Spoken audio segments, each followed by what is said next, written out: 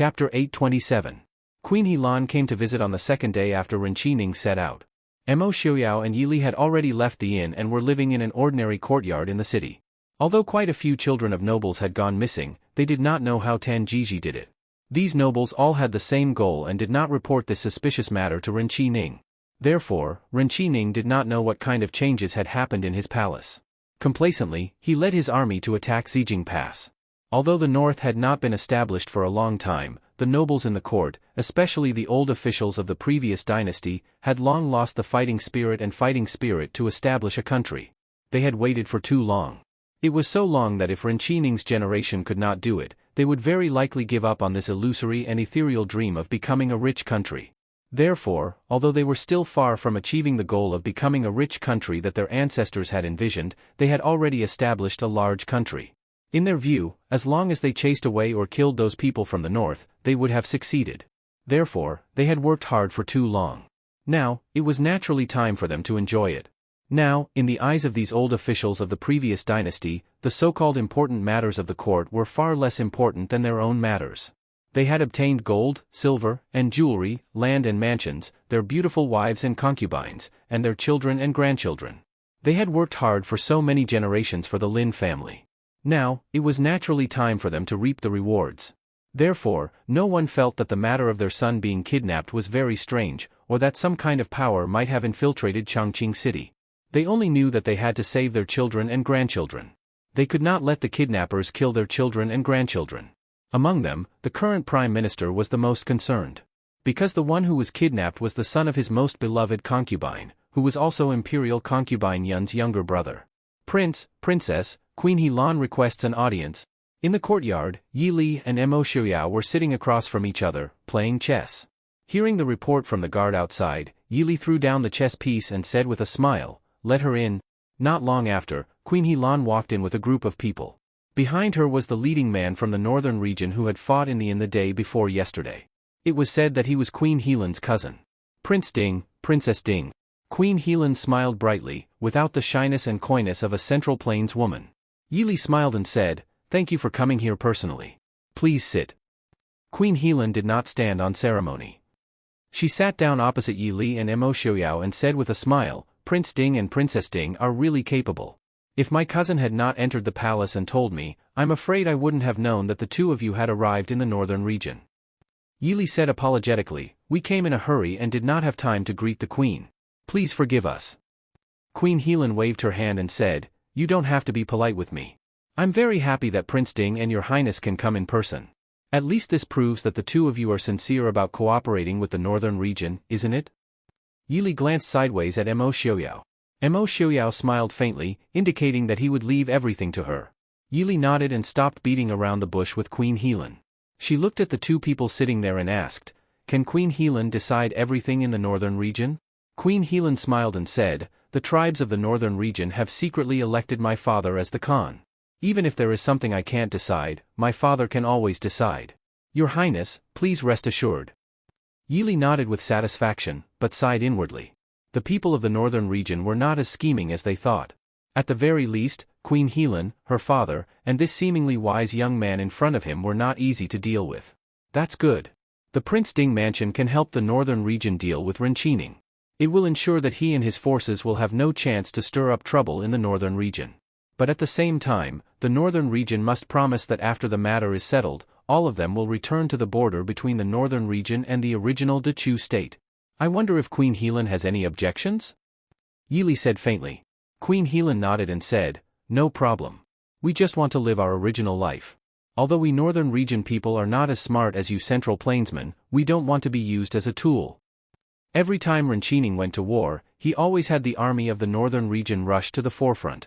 This was because the army of the northern region was braver than the newly formed Central Plains army, but it was also because he wanted to weaken the army of the northern region and reduce the population of the northern region in this way. Now that the northern region had established a country, its land area had expanded. But the people of the northern region were not good at farming, and many of them were not used to the life of the Central Plains. Their lives were even more difficult than before.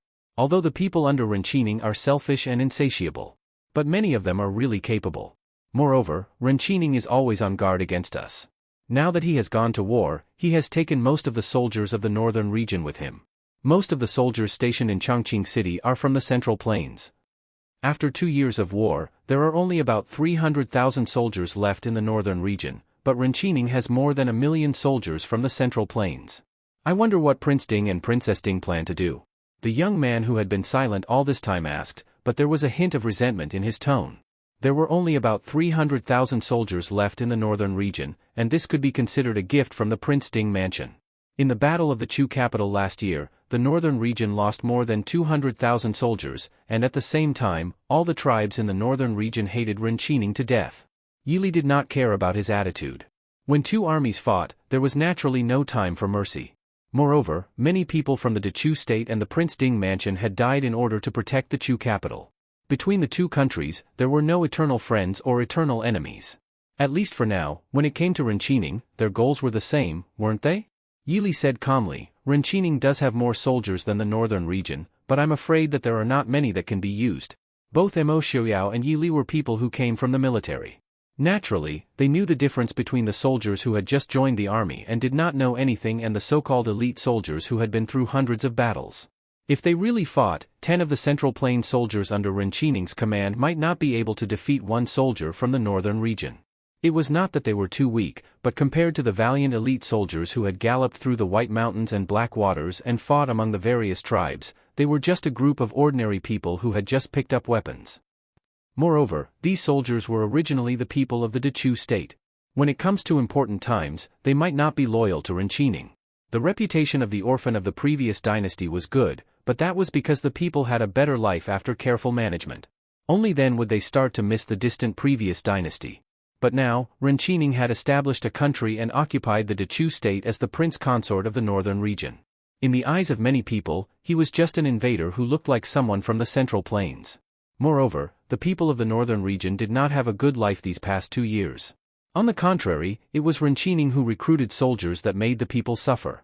The area outside of the Bauhinia Pass was close to the barbarian lands and had always been sparsely populated. Renqining recruited more than 2 million soldiers in just 2 years. How could the people not complain? Chapter 828. Queen Helan blinked and said with a smile, I forgot. With Prince Ding here, why worry about those soldiers not being willing to change sides? The Prince Ding mansion's position and appeal in the hearts of the people of Dechu State had been seen by Queen Helan of Dechu State and Glass City. This was also the reason why they agreed to the conditions so readily. They weren't strong enough to compete with the Prince Ding mansion for this place. If we withdraw from Dechu State, what will happen to the soldiers that Renqining took away? The young man asked with a frown. Yili and Mo Xiaoyao looked at each other. Mo Xiaoyao said indifferently, Isn't this a problem you should consider? The young man's face darkened. So many people are just going to be used as cannon fodder by Renqining? Those are the bravest men of the north. Mo Xiaoyao said leisurely, Did I ask you to agree to Renqining's dispatch of troops? You gave I trouble, and you still expect I to help you withdraw your troops? When he thought of the soldiers surrounding Bauhinia Pass, Mo Xiaoyao was also a little unhappy. Queen Helan pulled on her hot-tempered cousin and smiled apologetically at Yili. Prince Ding, Princess, we can't do anything. Renqining is determined to go to war. Unless we immediately fall out with him, what else can we do? We've already tried our best to delay him. Yili smiled slightly and pulled on Mo Xiaoyao's sleeve from behind. She shook her head slightly. Mo Xiaoyao put away his unhappy expression and didn't say anything else. Yili thought for a moment and said, It's not impossible to make him withdraw his troops. However, I don't have the slightest confidence in how many can be withdrawn. We can only plan slowly. Queen Helan said happily, I've long heard that Princess is resourceful. Today, I see that it's true. Princess is straightforward, and we, the people of the north, are not stingy. As long as Princess Consort is willing to help us bring back our soldiers from the northern region. Helan is willing to tell you all the secret forces under Renqining. The Lin family can hide in Dechu State for 200 years and have such a huge force. Prince Ding and Princess don't want them to make a comeback after a few decades, right? Yili looked at Helan with some surprise. Queen Helan said with a smile, Princess doesn't have to be suspicious. These were all collected by my sister when she was alive. After all, she has been married to Renqining for more than 10 years. Naturally, she knows more than us. Yili pondered for a moment before nodding in agreement. Had been used by Renqining for the past few years. Even if they were to bring the 300,000 soldiers back, they would not be able to contend against the Mo family army in the short term. Queen Helan cupped her hands and said with a smile, "Thank you, Princess. You and I each take our own benefits. You don't have to be polite." Passively waiting for Renchining to lead the army to attack Xijing Pass and encircle the Mahist army with the northern tribes. They might as well stab Renchining in the back a few times first. When the backyard was on fire, Renchining would have no time to make trouble for the Mahist army. After sending off Queen Helan and the others, Mo Xiaoyao looked at Yi Li and didn't say anything for a long time. Yi Li smiled sweetly and said, "What's wrong?" Mo Xiaoyao took her hand and held it in his palm. He said in a deep voice, "I'm leaving." Yi Li nodded and said, "I know. I will finish the matter in the north as soon as possible and go back to meet you." Now the Mahist army had started a full-scale war with the northern tribes and the north. This was different from last year's war. Last year, it was to snatch the Chu capital. It was not a matter of life and death for both sides. But this time, it was a war of life and death. Under such circumstances, it was impossible for the two people in charge of the Prince Ding mansion to stay in the north. Even if it was to calm the army, one person must appear on the battlefield. It was not easy for Mo Xiaoyao to accompany Yi Li to the north and stay for so long. Let people keep an eye on Tan Jiji. He can't be trusted too much. If he doesn't know his place, just kill him. Mo Xiaoyao whispered. Knowing that he was worried about her, Yi Li leaned in his arms and whispered with a smile, "You know, I always have a sense of propriety. I know what to do and what not to do. I won't put myself in danger." If she didn't care about life and death in the past, she wouldn't now. She had a husband who loved her, 3 underage children, and so many loved ones. No matter what the reason was, she would protect her own life. Mo Xiaoyao said in a depressed voice, "How can I not be worried? I just want to find a place to hide you. I won't let anyone see you and I won't let you encounter any danger." "You're already so old yet you're still so childish. Aren't you embarrassed?" Yi Li helplessly rolled her eyes. She looked at him with a smile and said, "I can't see anyone forever." Mo Xiaoyao's face became even more gloomy. "I know, you can't let go of the Su family, your friends, and Mo Xiaobao." Speaking of Mo Xiaobao, Mo Xiaoyao gritted his teeth out of habit. Seeing his face full of resentment and jealousy, Yi Li smiled and gently kissed him on the lips. "All right, if you don't need to care about the Prince Ding mansion in the future and you still think like this, then I'll sacrifice myself." "I'll sacrifice myself and we'll go wherever you want?" Mo Xiaoyao's eyes lit up. "Ali, are you serious?" Yi Li blinked. "Of course I'm serious. All right. Once I pass the throne to Mo Xiaobao, we'll go live in seclusion." The gloominess on his handsome face was swept away and Mo Xiaoyao's face was filled with high spirits. Seeing his excited face, Yi Li couldn't help but have black lines on her face. "You're not planning on immediately passing the throne to him, right?" She believed that Mo Xiaoyao would definitely do something so unreliable. Mo Xiaoyao hugged her and said with a bit of regret, "I really want to do that." Seeing Yi Li's displeased eyes, he quickly continued, "It's a pity that Mo Xiaobao's age is a bit too young. At least wait until he's able to get on a horse to fight, right? How about 14? I won't even be 14 before going to the battlefield." Mo Xiaobao was 8 years old this year. 14 would be 6 years later. What a wonderful thing. At that time, Su Qingchen would still be there. If Mo Xiaobao was smart, he could trick Su Qingchen into working for him for a few more years. Thinking like this, Mo Xiaoyao suddenly felt that the heavens were really good to him. It must be to make up for the rough and unlucky first half of his life that the heavens gave him such a promising second half. Seeing the happy face of the person in front of her, Yi Li speechlessly pushed him away and walked into the room. Mo Xiaoyao helplessly followed her. Before he left, he glanced at the wall not far away. His sleeves moved and a gust of wind blew. Something fell to the ground with a bang and there was a muffled groan. After sending off Mo Xiaoyao, Yi Li turned around and walked in. The moment she walked in, she saw Tan Jiji sitting in the courtyard looking at her with a smile.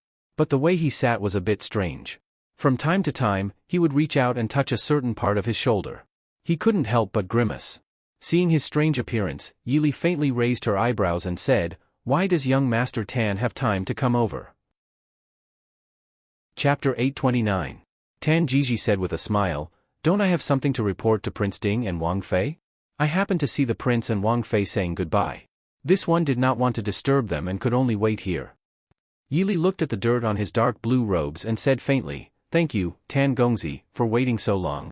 It really was a long wait." Tan Jiji gritted his teeth. Seeing Yi Li sit down in front of him, he couldn't help but raise an eyebrow as he said with a smile, "Prince Ding is really not worried about leaving Wang Fei alone in the north." Yi Li's fingertips flashed with silver light. With a whoosh, it flew past Tan Jiji's face and nailed to the tree behind him. Ignoring his teasing, Yili gave a faint smile and said, Tan Gongzi, do you want to try and see why Prince is not worried about leaving me alone? Tan Jiji quickly shook his head. He had not missed Mo Xiuyao's words, if there's anyone who doesn't know their place, kill them. He also believed that Yili would definitely be able to kill him. He quickly changed the topic and said seriously, I have already contacted the Prime Minister in the north, and I mentioned a little about my and Ren Qining's identities. Yili looked at him. Why would he believe that you are real and Ren Qining is fake? When Lin Yuan was born, the Lin family had experienced a great change. Several family members had taken the young master of the Lin family Lin Yuan and fled.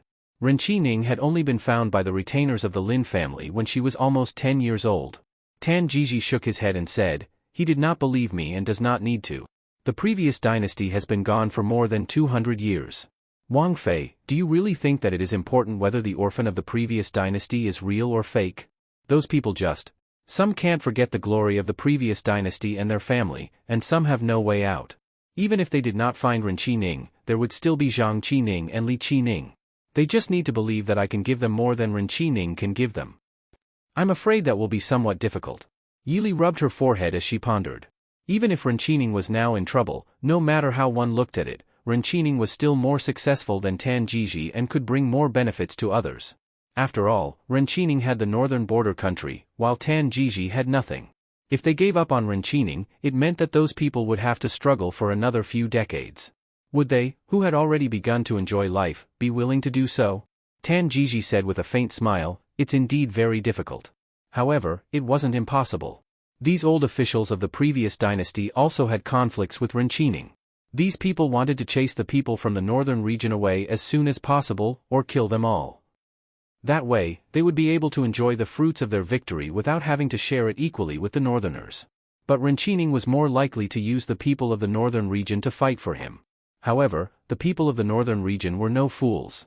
If he wanted the people of the northern region to continue working for him, he would not allow Queen Helan to give birth to an imperial heir and make him the crown prince. And it just so happened that those old antiques couldn't tolerate it. This time, Ren Qining brought Queen Helan and Imperial Concubine Yun back to the palace for less than 2 days before Imperial Concubine Yun miscarried. The Prime Minister's manor believed that it was done by the people of the northern region and wanted Ren Qining to severely punish Queen Helan. However, Ren Qining was in a hurry to send troops to attack Zijing Pass and suppress the matter. What's the truth of the matter? Yili raised her eyebrows and asked. Tan Jiji said, it's possible that it really was done by the people of the northern region.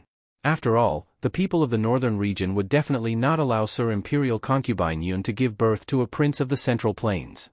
However, it's also possible that Imperial Concubine Yun was tired from the journey and really had an accidental miscarriage. However, who would care about this kind of thing?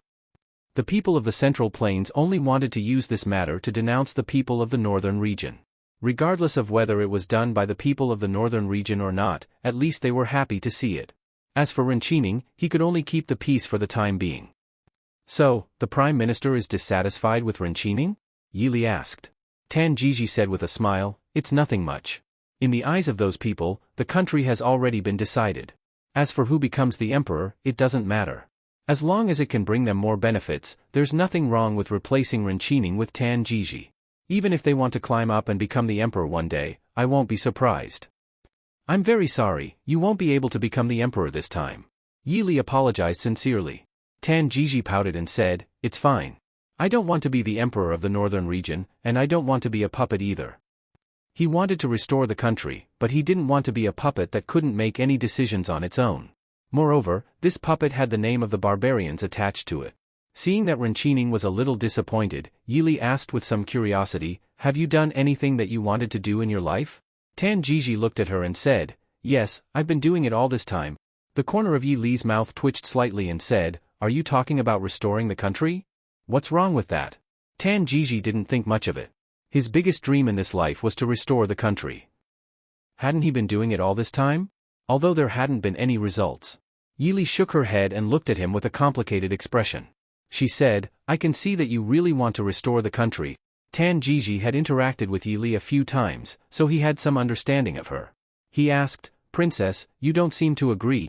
Yili smiled faintly and said, everyone has their own ambitions. I'm not a descendant of the imperial family, so I naturally don't understand that feeling.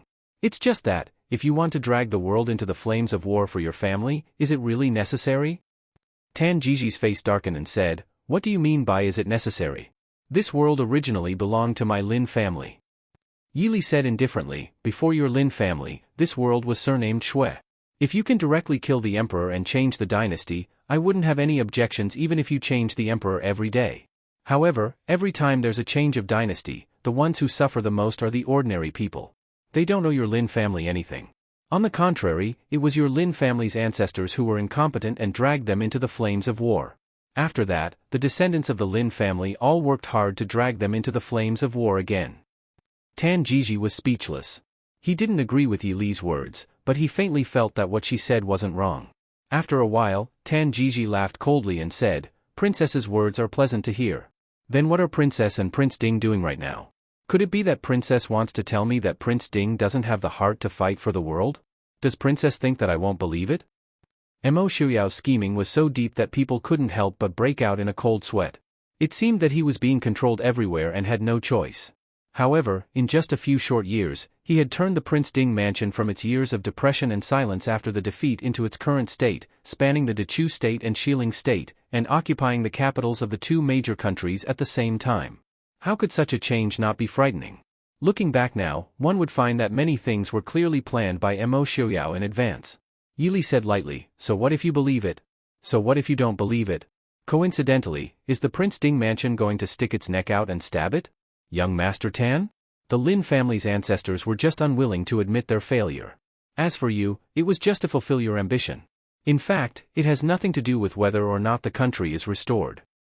Tan Jiji was speechless again. After a long silence, he couldn't help but sigh and say, "Perhaps Princess is right. However, I've already walked on this path for more than 30 years. Even if I wanted to stop, I couldn't." Yi Li raised her eyebrows. "Just because you made a mistake in the beginning, you will continue to make the same mistake without hesitation? Then if there was a cliff in front of you, would young Master Tan also jump down without blinking?" Tan Jiji smiled helplessly and said, "Perhaps."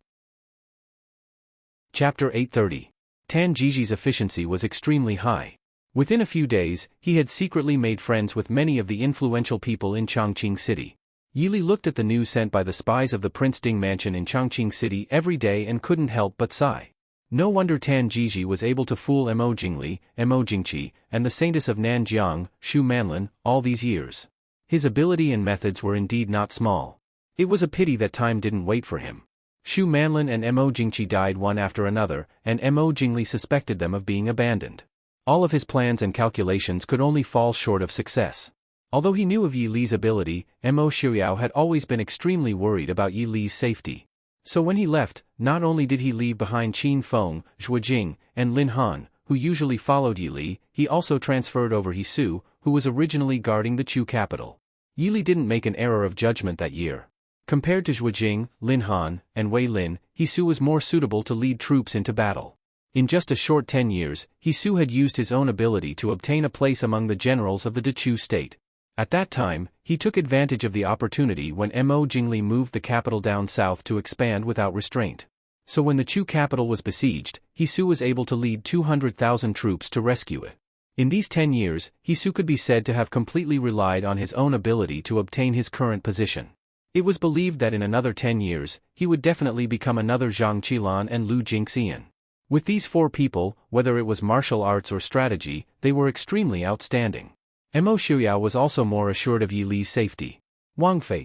In the study, He Su stood in front of the desk, respectfully waiting for Yi Li's orders. Yi Li looked at him for a long time before she smiled and said, "He Su, you are already a great general in charge of thousands of soldiers and horses. Now that you are following me, what do you have to say?" He Su bowed respectfully to Yi Li and said with a serious expression, "This subordinate is able to achieve what I have today because of Wang Fei. It's just that this subordinate was originally Wang Fei's bodyguard, but I didn't serve Wang Fei like second brother, third brother, and fourth brother. Now that I am able to follow Princess Consort and reunite with my three brothers, it is this subordinate's fortune." He Su's achievements over the years could be said to be astonishing. After all, he went from an ordinary person to a commander in 10 years. But these changes were not worth mentioning compared to the great changes in the Prince Ding mansion over the years. He Su naturally did not have any bad thoughts after being transferred by Mo Xiaoyao to Yi Li's side. Compared to other people, they had once been Princess Ding's shadow guard and understood Wang Fei's abilities and position in the prince's heart. To be able to follow Wang Fei was a fortune that others could not ask for. Yi Li smiled faintly and said, "That's good. The reason the prince transferred you back to my side is because I really do need someone to lead soldiers into battle.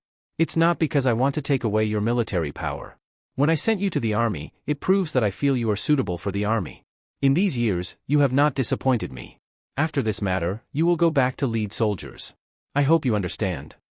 Yi Li did not feel that everyone in the world should be unconditionally loyal to her without complaint or regret. It was said that a fine bird chose a tree to nest in. Transferring a great general to be a guard was a waste of talent, and it was too presumptuous of her to want him to have no complaints. Even if Yi Su did not feel wronged, Yi Li felt that she should make things clear to him to avoid any misunderstandings that would make everyone unhappy. This subordinate understands. Many thanks, Princess Consort. Yi Su was truly grateful to Yi Li from the bottom of his heart. He had originally been a shadow guard of the Prince Ding mansion. If not for Yi Li, even if he was trusted by his master, he would not have become a general. And he found that Wang Fei's original view was not wrong. Compared to being a guard, he preferred to kill on the battlefield. Yi Li nodded and said, "Take my token to find Queen Helan. She will find a way to arrange for you to enter the army in the north. When the time comes, you will know what to do." Yi Su only thought for a moment and then understood Yi Li's thoughts. He frowned slightly and said, "Princess Consort wants to incite the Central Plains soldiers in the army in the north to rebel?" Yi Li smiled and nodded. "Yes. Also, we only have 1.5 months at most. Therefore, your mission is somewhat difficult. Is there a problem?"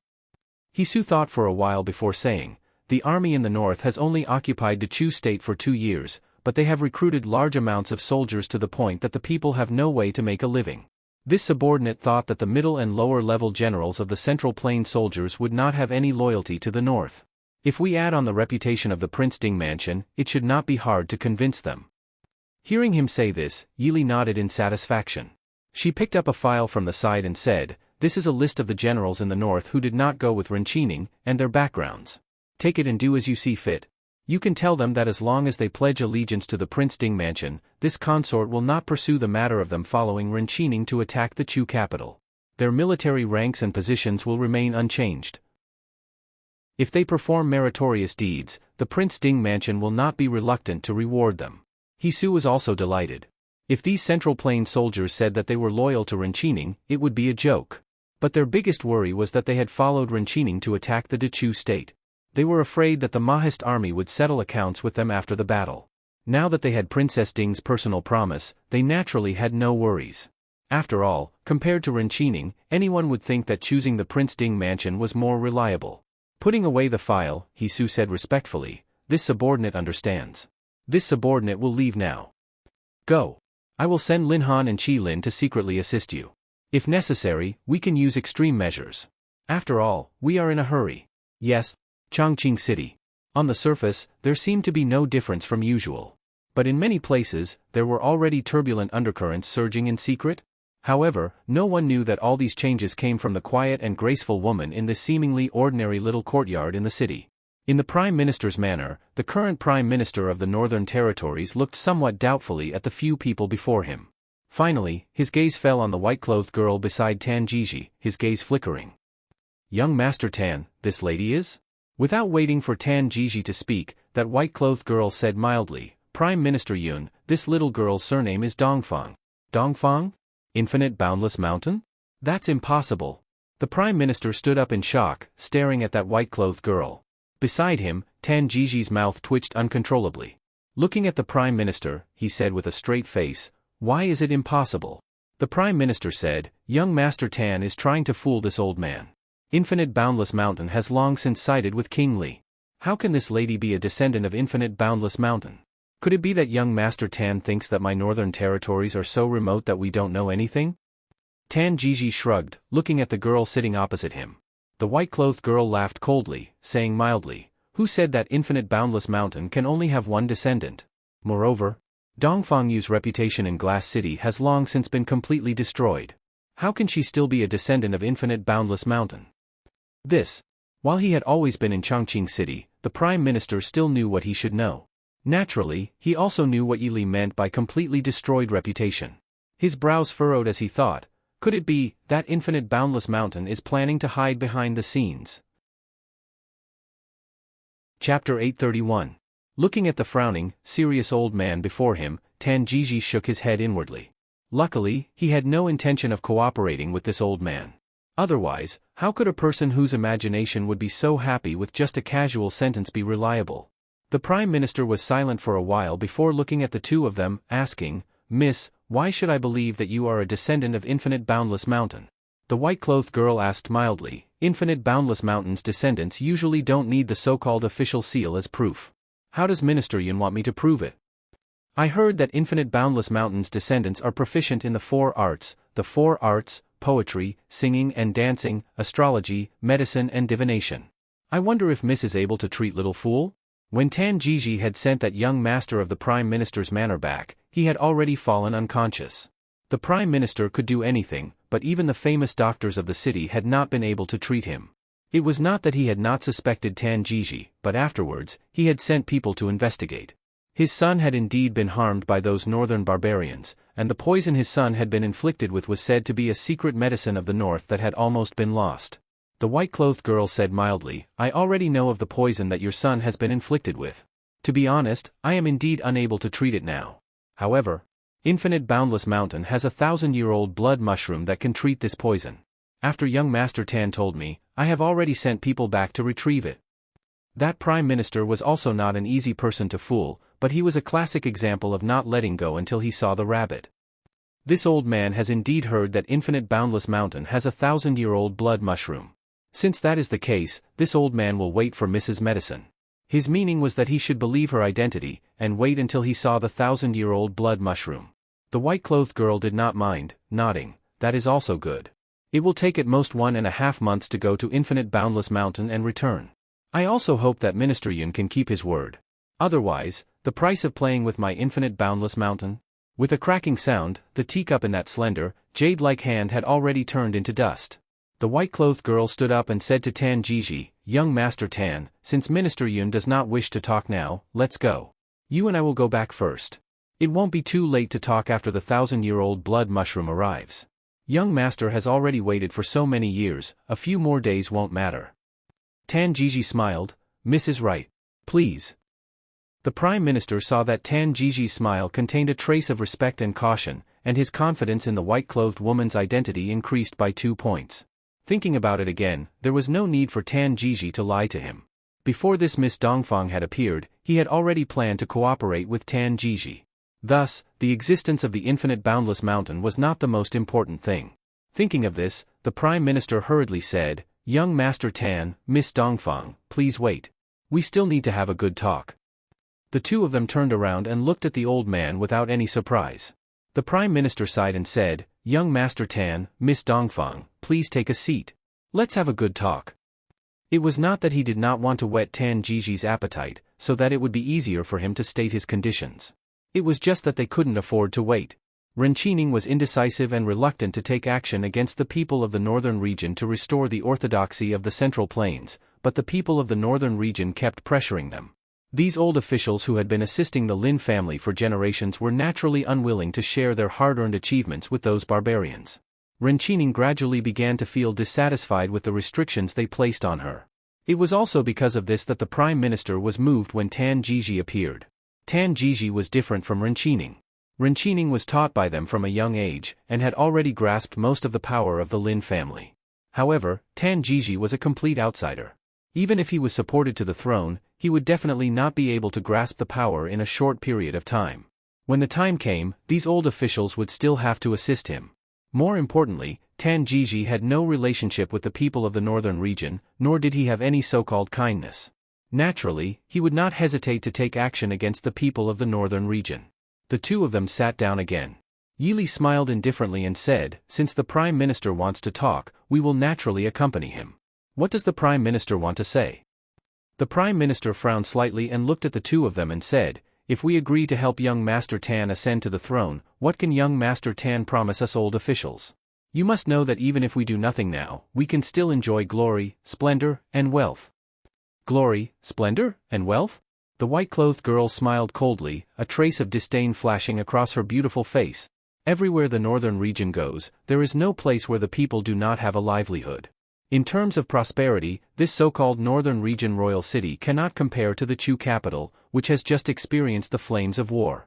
Such glory and wealth, even the prime minister thinks that it is not bad.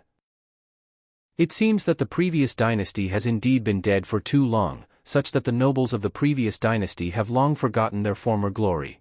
They only want to occupy a small place and live in peace. If that is the case, young Master Tan and this lady have come to the wrong place. Lady Dongfang. Being mocked so mercilessly by the white-clothed girl, Prime Minister Yun's face also turned a little ugly. However, he had to admit that her words were not false. Chongqing City was not even comparable to some of the larger cities in the Central Plains, let alone the Chu capital emperor of Xiling City and Glass City.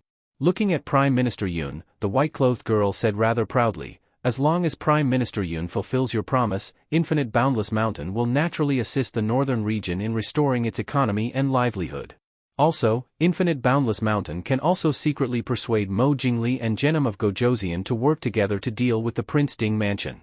At that time, the Prince Ding Mansion will naturally not be a difficult matter. Conquering the Chu capital will naturally be a matter of time." Hearing her words, the Prime Minister could not help but feel pleased as he looked deeply at that white-clothed girl, before looking at Tan Jiji. From what this old man knows, the successors of Infinite Boundless Mountain in the past have all been married off to someone of lower status. If that is the case, in the future. Tan Jiji's expression changed slightly as he hurriedly said, "Prime Minister need not worry. If this matter really succeeds, the future queen will definitely come from the Yun family." Oh? The Prime Minister clearly did not believe it. After all, they were all clear on Infinite Boundless Mountain's reputation and habits. The white-clothed girl smiled sweetly. Prime Minister need not doubt it. Actually, Infinite Boundless Mountain originally did not intend to interfere in these matters this time. It is just that, the Prince Ding Mansion has humiliated Infinite Boundless Mountain too much in Glass City. If we are unable to retaliate, the world will even look down on Infinite Boundless Mountain. Once this matter succeeds, this lady will return to the mountain and no longer concern herself with worldly affairs. So that is how it is. The Prime Minister relaxed slightly, smiling. The white-clothed girl nodded, smiling. "Since both of us are satisfied with our conditions, I will have to trouble Prime Minister Yun. Of course, Infinite Boundless Mountain and young Master Tan will also help in secret. I believe that the day when Prime Minister Yun officially becomes the king's father-in-law will also be just around the corner." These words struck the Prime Minister's heart as he chuckled. "Many thanks for Lady's auspicious words." Seeing Lady act like this old man finally believes that Lady is truly a descendant of Infinite Boundless Mountain. Lady is so outstanding amongst women. In this world, only that princess consort of the Ding Kingdom would be able to match you. The white-clothed girl smiled mildly, before taking her leave of Tan Jiji. Exiting the Prime Minister's manor, Tan Jiji's expression instantly turned ugly. "Princess, isn't this pretense of yours a little too big?" The white-clothed girl's features were elegant, a smile on her face. Wasn't this the Yili in disguise? That Prime Minister had just been comparing her to the Prince Ding Mansion. How would he have thought that the Princess Ding he spoke of was right in front of him? Chapter 832. Yili said with a smile, "So what if it's just a pretense? It's fine as long as people believe it. Since it doesn't cost money, the more the better." What thousand-year blood Ganoderma, what Infinite Boundless Mountain helping to restore the people's lives, what alliance with the Dechu state to deal with the Prince Ding Mansion in the Western Tomb, as well as that illusory position of queen. Yili was indeed rambling on endlessly. But the important thing was that people believed it. Tan Jiji said, "When the time comes, where will we go to find Infinite Boundless Mountain for help?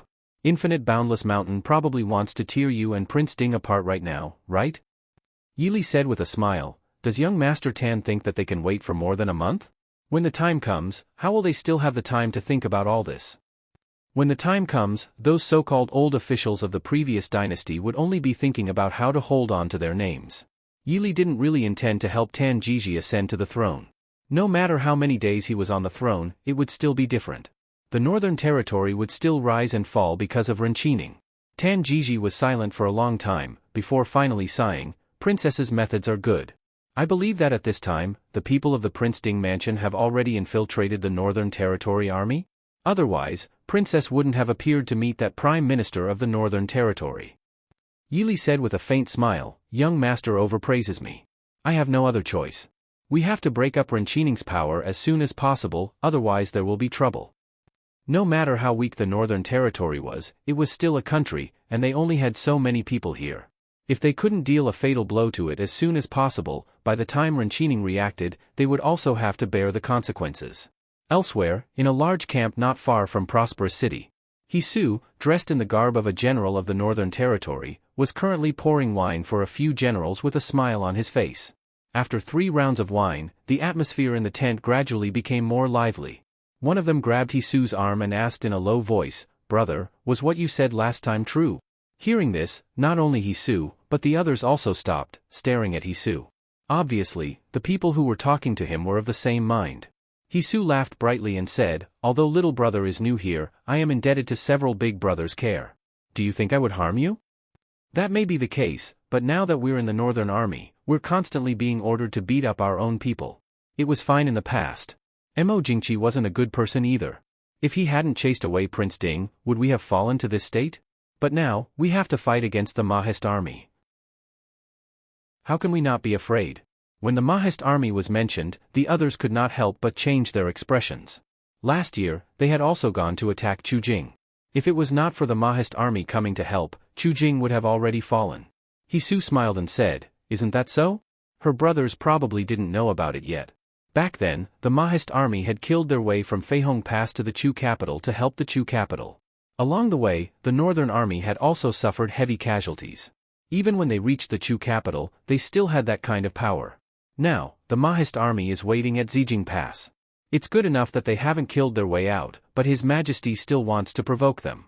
Isn't he seeking his own death by sending these innocent soldiers to their deaths? The others also deeply agreed. Hisu took in everyone's expressions and said, "Brothers, I won't hide it from you. Little brother has already decided to turn over a new leaf and rely on the Prince Ding mansion. In any case, we are all people of the Central Plains. Why should we work for the Northern Army? Besides, the Prince Ding mansion is known for being benevolent and righteous. They will certainly understand our difficulties and won't make things difficult for us." The others looked at each other and said with some difficulty, "That's true, but we don't have a way out. The Mahist army is far inside Zijing Pass. If we want to rely on them, I'm afraid we'll be destroyed by them first." Hisu laughed in a low voice. He took out a token and said, "Brothers, look at what this is." Everyone looked. It was a black jade token with the character Fix carved on it. They couldn't help but tremble. Hisu said with a smug smile, "This is Princess Ding's token. Wang Fei has promised that as long as little brother turns over a new leaf, I will definitely be promoted in the future and have a bright future." The people present were jealous and envious. To be able to receive Princess Ding's jade token and promise, Hisu's good fortune was not small. "Brother, we." The others stared fixedly at Hisu, wanting to speak but hesitating. Hisu smiled generously and said, "Brothers, don't worry. Little brother naturally will not let brothers drink the soup when little brother has meat to eat. We brothers will naturally share blessings and hardships together." "Brother, he is right." Everyone praised in unison. Their gazes when they looked at Hisu became even friendlier. Hisu had infiltrated the Northern Army for less than a month.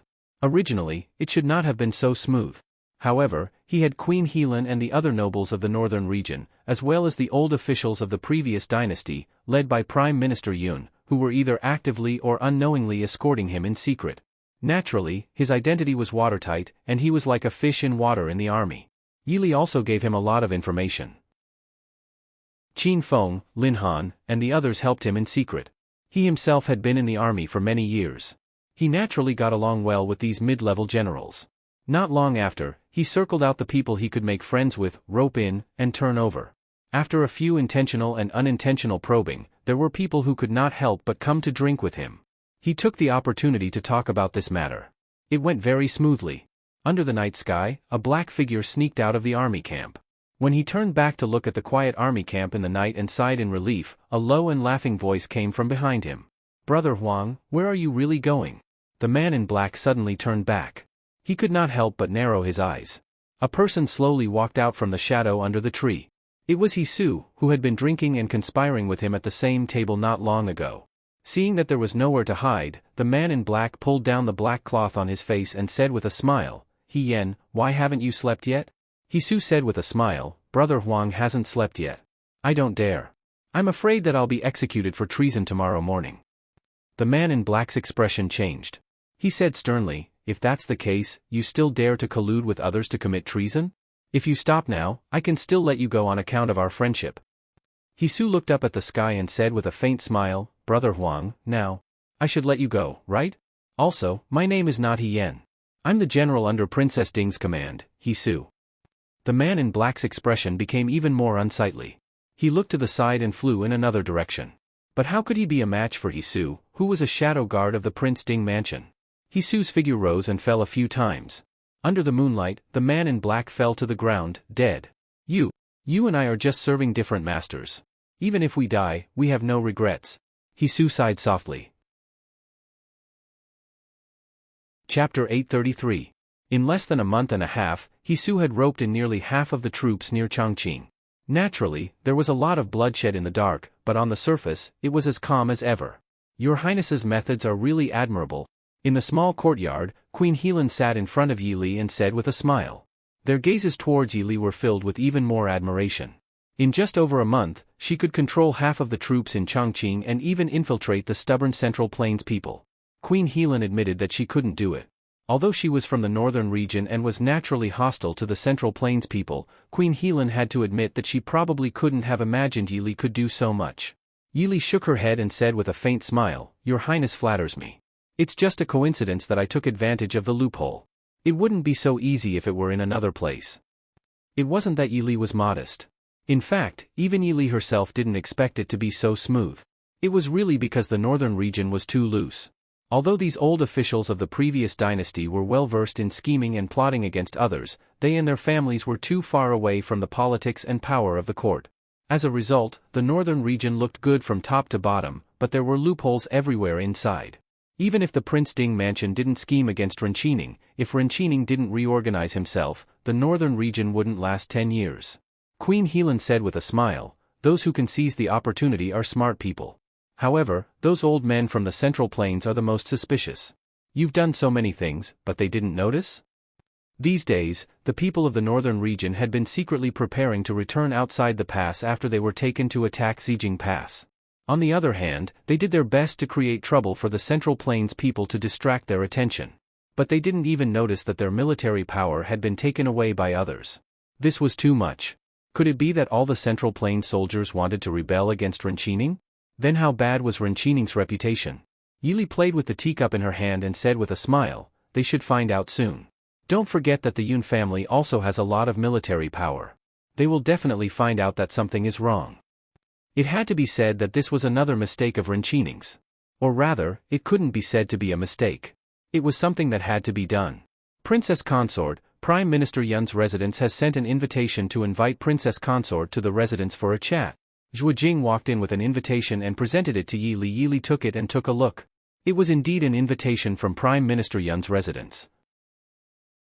The dazzling golden post was outlined with an exquisite pattern of auspicious clouds, and it looked rather magnificent. "Where is Tan Jiji?" Yili asked.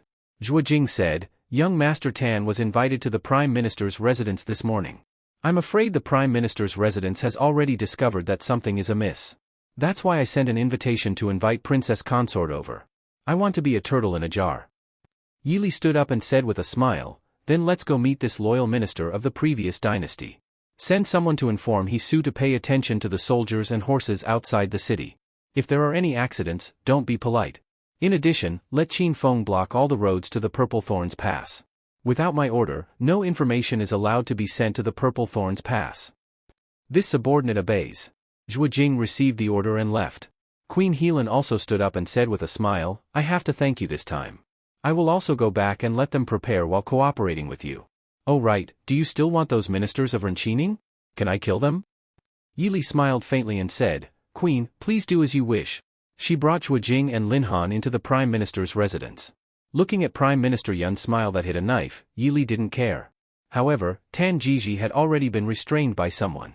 Yili couldn't help but smile and said, "Young Master Tan, what's wrong with you?" Yili didn't believe that with Tan Jiji's ability, he could still be restrained by the people of the Prime Minister's residence when he was on guard. Tan Jiji shrugged with a smile and said, "Aren't I waiting for you to come and save me?"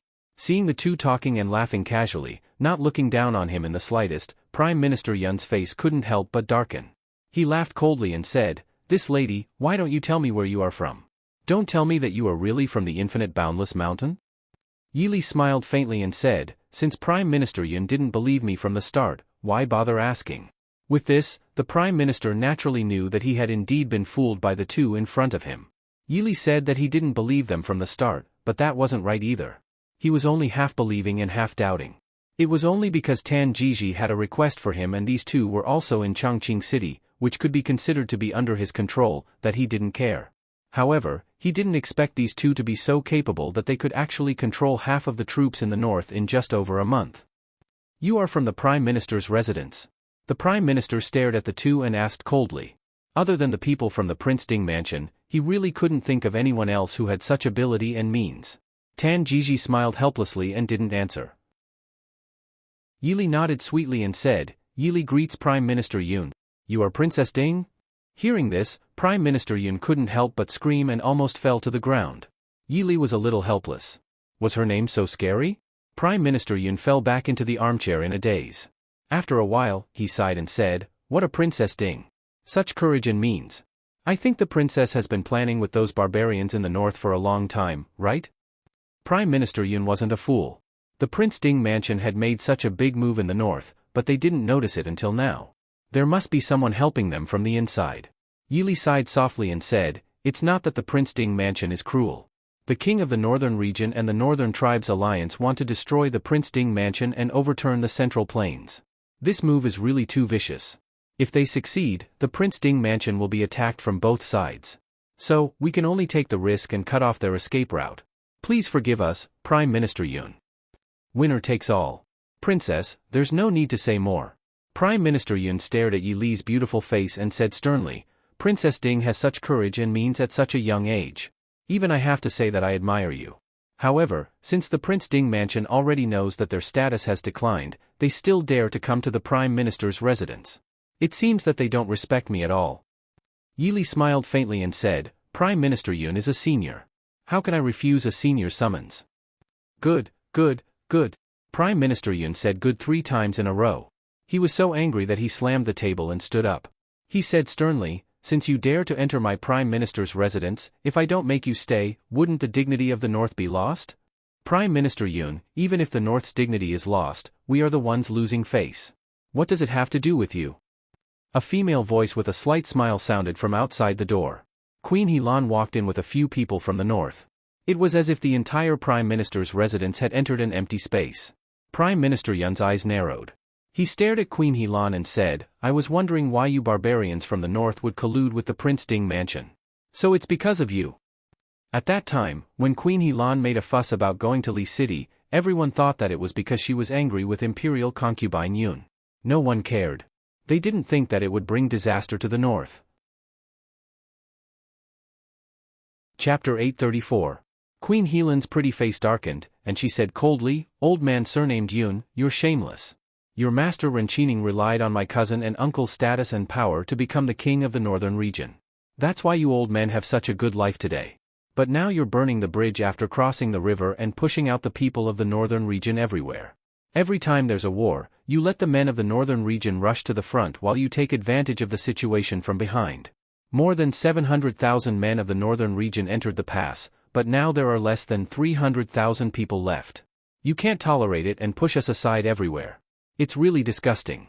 No wonder you haven't been able to restore your country for hundreds of years. It can be seen that the gods in heaven have eyes and know that you're all despicable villains. How can they let you succeed in restoring your country? Prime Minister Yun was rebuked by Queen Helan, and his face turned green and purple. The most reprehensible thing about Renqining's establishment of the northern region was that he used the power of the people of the northern region. And it wasn't that he had subdued the people of the northern region and made them shrewd, but that he had inherited his father-in-law's position after marrying into the northern region. In this way, it was not legitimate for them to claim to be the orthodox family of the Central Plains. Even the children of the previous queen had the surname of the people of the northern region. How could these old officials of the previous dynasty tolerate this? However, the establishment of the northern region was indeed entirely dependent on the people of the northern region. This made the old officials of the previous dynasty have two very strange feelings in front of these people of the northern region. On the one hand, they despised these barbarians of the northern region. On the other hand, they had to admit that they had received great kindness from them. Such complicated and tangled thoughts made these self-proclaimed orthodox people even more intolerant of the people of the northern region. They only wanted to find ways to drive them away as soon as possible. On the one hand, they could restore the orthodox bloodline of the Lin family. On the other hand, what the eye doesn't see, the heart doesn't grieve over. Humph! This old man won't argue with a woman like you. Prime Minister Yun said with an unfriendly face after being pushed by Queen Helan to the point of speechlessness. Queen Helan said disdainfully, "It's this young lady who won't argue with an old man like you." The people next to her couldn't help but twitch their mouths. Yili held back her laughter and asked, "Queen Helan, why are you here so soon?" Queen Helan waved her hand and said, "Many of Renchining's people in the city have been caught. Those who haven't been caught can't run out now. They are also fighting outside the city. Princess Ding, can your people win?" Yili said indifferently, "Remove the word what. Since they've started fighting, what are you doing here instead of staying in the palace?" Queen Helan sighed. "I heard that this old man has hidden a lot of people in his mansion to deal with you. If I knew you were so confident, I wouldn't have come. I'll go back first." Since he had something to do in the palace, King Helan came quickly and left quickly. Having just scolded Prime Minister Yun and lost the resentment in her chest, Queen Helan walked with the wind under her feet. As Queen Helan came and went, Prime Minister Yun's face became even more ashen. Yili sat across from him, calmly looking at his face that seemed to have aged 10 years in an instant. She faintly said, "Yun Xiang, I don't want to commit the sin of killing. Please give the order for your subordinates to stop. All of you have worked hard for so many years. Why don't you lay down your burdens and enjoy your old age?" Prime Minister Yun sneered. "I've long heard that Qi Lin of the Prince Ding mansion is mysterious and unfathomable. No one can stop him. Presumably, this old man's small prime minister mansion is now completely under the control of the princess. Why does the princess still pretend?" Yili faintly smiled and didn't refute. She waved her hand and let people take him away. Chongqing City was in chaos. Queen Helan ordered people to close the palace gate, arrested many of Renchining's old officials, and sealed the city gate. Outside the city, the troops under Hisu's command fought with the troops under Renchining's former subordinates again. Chongqing City was in a mess both inside and outside. At the same time, the news of the internal strife among the Central Plains troops in Chongqing City reached Renchining's troops far away in Zijing Pass within a few days. Renchining led nearly 1,000,000 troops to besiege the Purple Thorns Pass. Although his opponent was still Linghuai, this time it was more troublesome than last time. Last time, Linghuai's troops were the troops of Dechu State. The two sides were in a standoff for several months. Now, it was the Mahist army that was famous for their bravery. Moreover, Linghuai had a grudge against Renchining for his son's death. Last year, when Renchining attacked the Chu capital, Linghuai's eldest son, Ling Qingyu, died in battle and died for his country. How could Linghuai not remember such a great grudge? The two armies had fought dozens of times in front of the Purple Thorns Pass, but the army of the northern region had never even touched the gate of the pass. The war here was not going well. Renchining also received urgent letters from Yeluyi from time to time. In the letters, it was obvious that he was dissatisfied with the duties and responsibilities of the army of the northern region. This already gave Renchining a headache. Renchining was so angry that his vision turned black. "Bastard!" Slapping down the letter in his hand, Renchining couldn't help but curse. However, the reactions of the generals in the tent were different. Renchining's trusted subordinates were naturally worried and anxious, while the generals from the northern region acted as if this matter had nothing to do with them. They couldn't wait to see Renchining make a fool of himself. How could Renchining not know what these people were thinking? He secretly suppressed the anger in his heart before sending these people out. These generals of the northern region naturally knew that Renchining didn't like them, so they didn't care. They all stood up and turned to leave the tent. In the tent, the general of the Central Plains who stayed behind saw Renchining's expression and hurriedly asked, "Your Majesty, did something happen in the royal city?" Renchining gritted his teeth and said, "The cavalry of the Central Plains who stayed behind to guard the camp rebelled." Everyone was stunned and couldn't react for a moment. If it was the soldiers of the northern region who rebelled, they could believe it. But the soldiers of the Central Plains rebelled? But then again, there were less than 50,000 soldiers of the northern region who stayed near the royal city. It was probably impossible for them to rebel. But those people of the northern region didn't rebel. Instead, it was their own soldiers who rebelled. This was truly inconceivable. "Your Majesty, could it be a trap?" someone asked suspiciously. Renchining raised his hand and pressed on the area between his eyebrows that was aching faintly. He said, "This is no small matter. The royal city is related to the lifeline of our army. There are more than 500,000 soldiers left behind. If they attack us from behind, they will attack us together with Linghuai from the front and back. Our army will be in a difficult situation and may even be homeless. Could it be the people of the Prince Ding mansion who are causing trouble? Ren Qining sneered. Of all times, something happened at this time. If it's not the Prince Ding mansion, who else could it be? What a Prince Ding mansion, what a Mahist army. Everyone present looked at each other with worry on their faces. Their million-strong army had besieged the Bauhinia Pass for more than a month, but they hadn't made any progress. If Chongqing fell into the hands of the Prince Ding mansion, then they would be done for. Not to mention other things, the rations of more than 1 million soldiers was enough to give them a headache. They would starve to death in less than 3 months. Your Majesty, since the royal city has already sent people to ask for help, I'm afraid they can't hold on any longer. We have to quickly return to quell the rebellion. Although it was important to form an alliance with the northern tribes to attack the Bauhinia Pass, it wasn't as important as their own territory. If the royal city was really taken over by the rebel army, then they would have nothing left. By then, even if Linghuai allowed them to enter the Bauhinia Pass, what could they do after entering? Become refugees? Chapter 835. Ren Qining understood such an important issue, so did his subordinates. After pondering for a moment, he still appointed a general to lead 200,000 troops back as reinforcements. On the other hand, it was also a test. Ren Qining, who had dealt with King Ding's residence several times, had a deep understanding of Mo Xiuyao's unconventional way of playing his cards. Since King Ding's residence was involved in this matter, he had to be careful of the formalities. After settling the matter of reinforcements to quell the rebellion, Ren Qining sighed and wrote a few letters. He called his subordinates and ordered, "Hand the letters to the princess and the prime minister personally." Chongqing City, Northern Region Palace. Now Chongqing City was controlled by the Northern Region people, and there was a chaotic battle outside the city. The whole palace suddenly became Queen Helan's world. Queen Helan invited Yi Li to live in the palace, so that she would not have to go out of the palace to find her if anything happened. Yi Li did not care. Now Chongqing City was not only controlled by the Northern Region people, but also secretly controlled by the Mahist army. Even a fly could not fly out. The Mahist army also began to secretly clean up Ren Qining's secret forces according to the distribution of Ren Qining's secret forces provided by Queen Helan. These were probably collected by the former queen, who was worried that the forces of the Central Plains would threaten her son's position in the future. She did not want to use them on the Prince Ding mansion. He, Ding Wangfei, take a look at this. Queen Helan lazily sat in the large phoenix chair, waving the letter she had just received in her hand as she looked at Yi Li with a smile. Yi Li raised her head, put down the scroll in her hand, and raised her eyebrows. What did the Northern Region King say to the Queen? Queen Helan said with a smile, "He said that the soldiers rebelled and he was worried about my safety. He also said that I must be careful and stay in the palace and not wander around, so as not to have an accident. What else? He probably wants to ask my father and the other tribal leaders of the Northern Region what they think." Yi Li nodded and smiled. "He probably wants to test your attitude. Queen, read the reply letter." "A reply?" Queen Helan blinked and looked innocently at Yi Li. "But the messenger he sent has been killed by me." Yi Li smiled indifferently. "That's the Queen's business.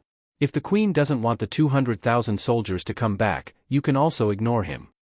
Queen Helan helplessly slumped her shoulders. While looking for a brush and ink to write a reply to Ren Qining, she said, "Princess Ding, you're so bad." Yi Li laughed and said, "Did I tell the Queen that I'm a good person?" Queen Helan ground her teeth. "Can you not call me Queen?" "Of course, Princess Helan," Yi Li agreed readily. Queen Helan angrily buried her head and wrote a letter to Ren Qining. The letter was clean and straightforward, stating that the rebellion of the Central Plains had nothing to do with the Northern Territory. If she wanted her father to help, she had to give them satisfactory conditions. When she finished writing, Yi Li came over to take a look and added a few strokes. "Copy it again." Although Queen Helan was only slightly proficient in the language of the Central Plains, she could still see that Yi Li's letter contained some faint affection. She could not help but shudder. "Princess Ding, don't slander me. This lady doesn't like that ungrateful bastard." Yi Li raised her eyebrows and said, "Haven't you always acted like this? Now that you suddenly turn hostile and show no mercy, it will make Ren Qining suspicious." Previously, in order to not make Ren Qining suspicious, Queen Helan was always at odds with imperial concubine Yun, faintly showing a jealous appearance. Ren Qining was very astute. If Queen Helan suddenly showed a completely businesslike attitude, it would easily arouse Ren Qining's suspicion, and he would not let go of the 200,000 soldiers. "All right then, I'll suffer for a while." Queen Helan had to admit that Yili thought more thoroughly than she did, so she could only pick up the pen and copy the letter again. Helan, come out. Queen Helan was bitterly copying the letter to Enchanting when a sharp and angry voice came from outside the door. The ear-piercing voice caused Queen Helan's hand to pause, and the half-written letter was immediately stained with a large amount of ink. Queen Helan's face immediately darkened, and she loudly said to the door, "Let them in." In a short while, Imperial concubine Yun angrily rushed in with a few women. They were trapped in the palace and did not know what was happening outside. They were just forbidden to go in and out every day, and they were cut off from contact with the outside world. After enduring for so many days, Imperial concubine Yun finally could not endure any longer. So she brought people to Queen Helan's place to cause trouble. In the end, she was Enchanting's favored concubine, and Queen Helan did not let anyone do anything to her. Also, most of the attendants in the palace were from the Central Plains. When the time came, she rushed to the entrance of Queen Helan's palace. "Helan, what do you mean? You dare to not let my people out of the palace, do you want to rebel?" Queen Helan put down her pen and looked at her with a faint smile. "That's right, what do you want? How dare you?" Imperial concubine Yun screamed, "Are you not afraid that His Majesty will come back and kill you?" Queen Helan propped up her chin and looked at her lazily. "Don't worry, before Enchanting comes back and kills me, I will definitely kill you first. Of course, there is also that annoying father of yours." "And your father?" Glancing at the group of women behind Imperial concubine Yun, Queen Helan curled her lips in disdain. Ever since she became queen, these women had caused her a lot of trouble. Also, at that time, when her cousin was still alive, those concubines often caused trouble for her cousin. Queen Helan did not have a good impression of the harem at all. What did you do to my father?" Imperial concubine Yun was shocked. Queen Helan dared to seal the palace and dare to admit her thoughts with such fanfare. She was definitely not crazy. That meant that she had quite a big trump card in her hand. Queen Helan looked at Yili, who was sitting on the side and reading a book, and said with a smile, "I don't have the ability to do anything to your Prime Minister father." Only then did everyone notice that there was a woman in white sitting in the hall. It was just that she was leaning against a pillar and reading a book, and everyone's attention was focused on Queen Helan, so they only noticed her now. Yili raised her head, looked at Imperial concubine Yun, and faintly said, "Prime Minister Yun is fine for the time being and is recuperating at home. I heard that Imperial concubine Yun is quite good at calligraphy and is good at imitating other people's words?" "That's right. So what?" Imperial concubine Yun subconsciously replied. Yili smiled sweetly, "Nothing, I don't have anyone under me at the moment, so I'll have to trouble Imperial concubine Yun to help me write a letter." "Why should I help you? That's not right. Who are you? I seem to have seen you somewhere." Imperial concubine Yun looked at Yili with some confusion. After Yili changed her appearance had changed slightly, but she still gave her a strange sense of familiarity. Yili smiled but did not speak. Behind Queen Helan, a sharp voice shouted, "You are Princess Ding." Chapter 836. "You are Princess Ding?" A sharp voice came from behind Imperial concubine Yun. Everyone was shocked. Although they were all ladies of the boudoir, they had all heard of Princess Ding's name. How many times had their fathers and brothers lamented that a daughter should be like Princess Ding, and a wife should be like Princess Ding? Even their husband, the King of the North, Enchanting, would always speak highly of Princess Ding whenever he mentioned her. This made these ladies who had been raised in the boudoir envious and jealous. Having her identity exposed, Yili was not surprised. She just looked up and forgot to look at the woman behind Imperial concubine Yun. It turned out to be an acquaintance. Yili faintly smiled and said, "So it was Miss Murong. Why is Miss Murong here?" Like this, it was equivalent to admitting her identity. "You are Princess Ding?" Imperial concubine Yun was startled. She had also seen Princess Ding a few times. Although her appearance was not quite the same as what she saw now, that calm and graceful temperament that made people have no choice but to look up to her, who else could it be but Princess Ding? "Princess Ding, why are you here?" After being startled, Imperial concubine Yun quickly recovered and stared at Queen Helan in shock. "It's you. You colluded with the Prince Ding mansion?" Queen Helan unhappily said, "Don't say it so harshly. Our North is only cooperating with the Prince Ding mansion to retrieve our own things. What's wrong? You still claim to be the Orthodox of the Central Plains. Aren't you also colluding with the northern tribes to attack the Central Plains? Don't say it in such a dignified manner to add gold to your own face." Although Imperial concubine Yun did not understand politics, she was not an ignorant girl who did not understand anything. She naturally understood that if Queen Helan cooperated with the Prince Ding mansion, the fate of her people would be worrying. Helan, His Majesty has treated you well. Why did you collude with outsiders to plot a rebellion? Don't forget, the previous queen also died at the hands of the Prince Ding mansion. Queen Helan disdainfully sneered, treated me well? Renchining can't wait to kill all the people of the northern region as soon as possible so that he can change the name of his country and restore his country, right? As for my cousin, if Renchining hadn't provoked the Prince Ding mansion, how could my cousin have met with such a tragic fate? If I don't settle this account with Renchining, who else can I settle it with? You're twisting words and forcing logic. Imperial concubine Yun's face turned red with anger, but she had nothing to say. Queen Helan waved her hand and said, this lady doesn't bully women who can't do anything. You go back and stay there obediently. I won't embarrass you before Renchining comes back. If you don't obey. With a sneer, Queen Helan's lips curled into a cold chill. You can also try and see if I dare to kill. Those present were all weak women who had been raised in their boudoirs and had not seen much of the world. How could they withstand Queen Helan's intimidation? They all wanted to retreat. Imperial concubine Yun was not much better. Biting the corner of her lip, she glared fiercely at Queen Helan and turned to leave. Yili, give me your life. Next to Imperial concubine Yun, Murong Mingyan roared angrily, and a cold light appeared in her hand as she rushed toward Yili. However, a black shadow flashed past. Before Murong Mingyan could touch Yili, she was slapped away and hit a pillar next to her, spitting out a mouthful of blood. Zhuojing stood in front of Yili and said in a deep voice, Princess. Zhuojing did not know Murong Mingyan, but just by looking at the hatred in her eyes, he knew that this woman probably had a deep hatred for Princess. He had been with Yili for 10 years, but he had never seen Yili become enemies with this woman. However, Zhuojing only pondered for a moment and understood the identity of this woman. Is it a remnant of the Murong family?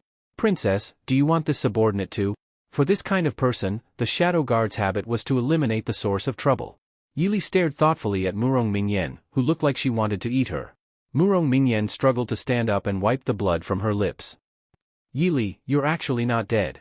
Yili said indifferently, didn't you already know that I'm not dead?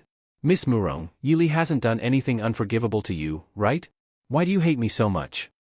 Murong Mingyan's eyes were full of hatred. If it wasn't for you? If it wasn't for you, how could my Murong family? How could my grandfather die? It's all your fault. You're greedy and don't feel ashamed to play the blame game. If it wasn't for Murong Xiong relying on his superior martial arts to play with the heroes of the world, what would happen? Would the Murong family be in trouble? It's a pity that the Murong family's beauty trap wasn't attractive enough.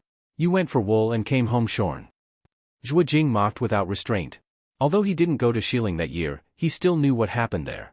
Mocking Murong Mingyan was naturally to stab at the most painful place. Murong Mingyan gritted her teeth and her eyes were almost red with anger. She glared at Zhuojing fiercely, wishing she could tear him apart. Yili turned to Queen Helan and said, Your Highness, please ask the others to go back first. I have something to discuss with Miss Murong. Queen Helan nodded and said to Imperial concubine Yun and the others, You can go back. Ming Xiaorong, stay. Imperial concubine Yun and the others also knew that they couldn't afford to offend Queen Helan now, so they turned and left. Murong Mingyan was left behind, but she wasn't afraid. When she followed Renchining back to the northern region, Renchining promised to help her get revenge. But in these few years, she gradually felt that her hope of revenge was getting slimmer and slimmer. If it weren't for the fact that she hadn't been conferred a title when Mo Xiaoyao massacred Renchining's harem, she might have even lost her life. She used everything she and the Murong family had in exchange for a position that was neither high nor low. How could Murong Mingyan not hate this? What do you want to say? If you want to kill me, do whatever you want. Murong Mingyan stared at Yili vigilantly and said proudly. Yili smiled and said, Miss Murong, you don't have to be so nervous. I won't do anything to you. It had to be said that although Yili and Mo Xiaoyao's reputation were almost on par, the difference between the two's reputation was like heaven and earth. Although Mo Xiaoyao had the reputation of the Prince Ding mansion for several generations, his murderous aura was too strong. As long as Prince Ding was mentioned, people would definitely think of the murderous battlefield and countless bloodshed. But when it came to Yili, this Princess Ding, even if many people had enmity, it was very easy for them to overlook the danger she posed. Especially when they were face to face, Yili's gentle and elegant appearance made it very easy for people to let down their guard. Murong Mingyan lightly snorted. Although she didn't let down her guard, her expression couldn't help but relax. Yili smiled and said, Miss Murong should also understand that the Prince Ding mansion wasn't the fault of the Murong family's defeat. At that time, it just so happened that it had no choice. What's more, compared to the Prince Ding mansion, who was the one who schemed against the Murong family more, Miss Murong should be clear in your heart. Murong Mingyan muttered to herself. Of course, she understood what had happened at that time. If she hadn't insisted on provoking, perhaps she wouldn't have provoked the Prince Ding mansion.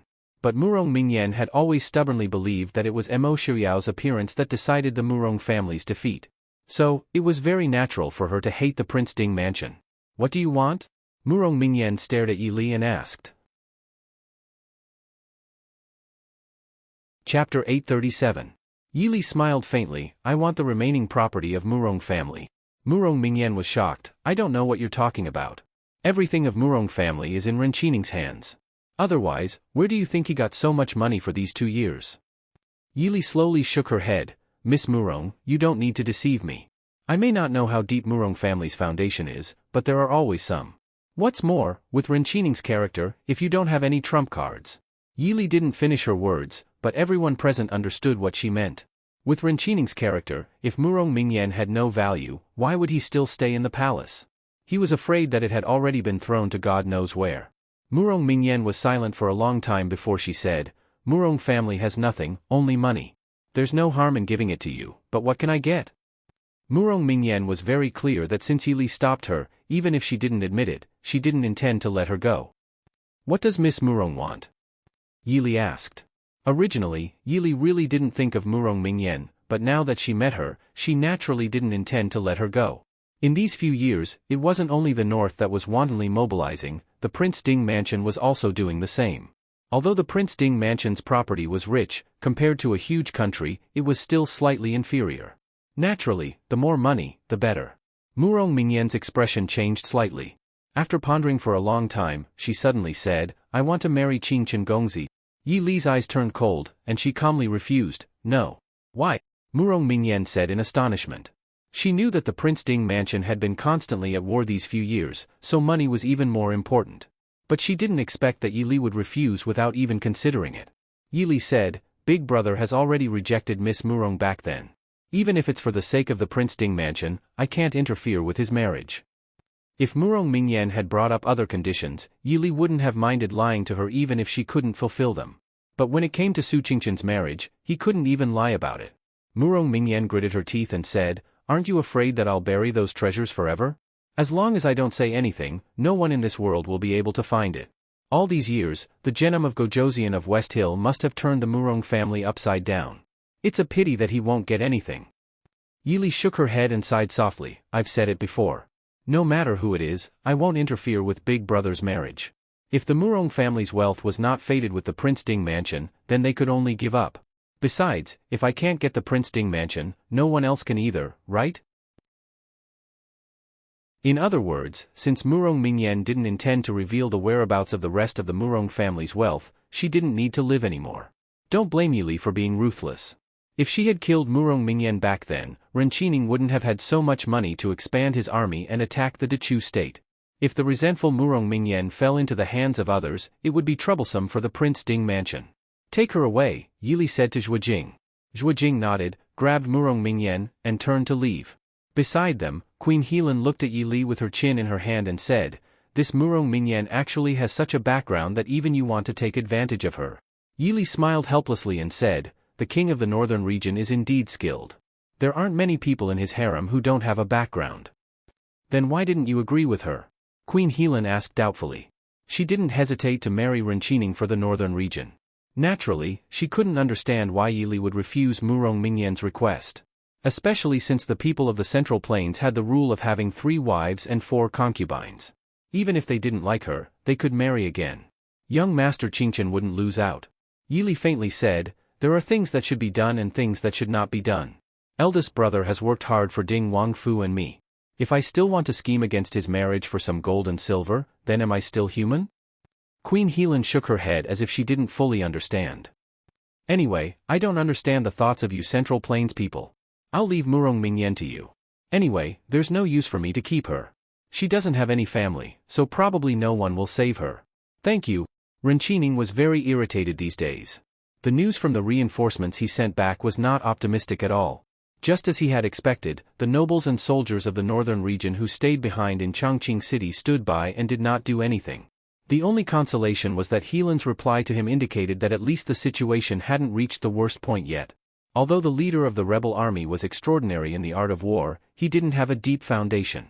If the people of the northern region were willing to help, even the Prince Ding mansion wouldn't have an easy time in the northern region.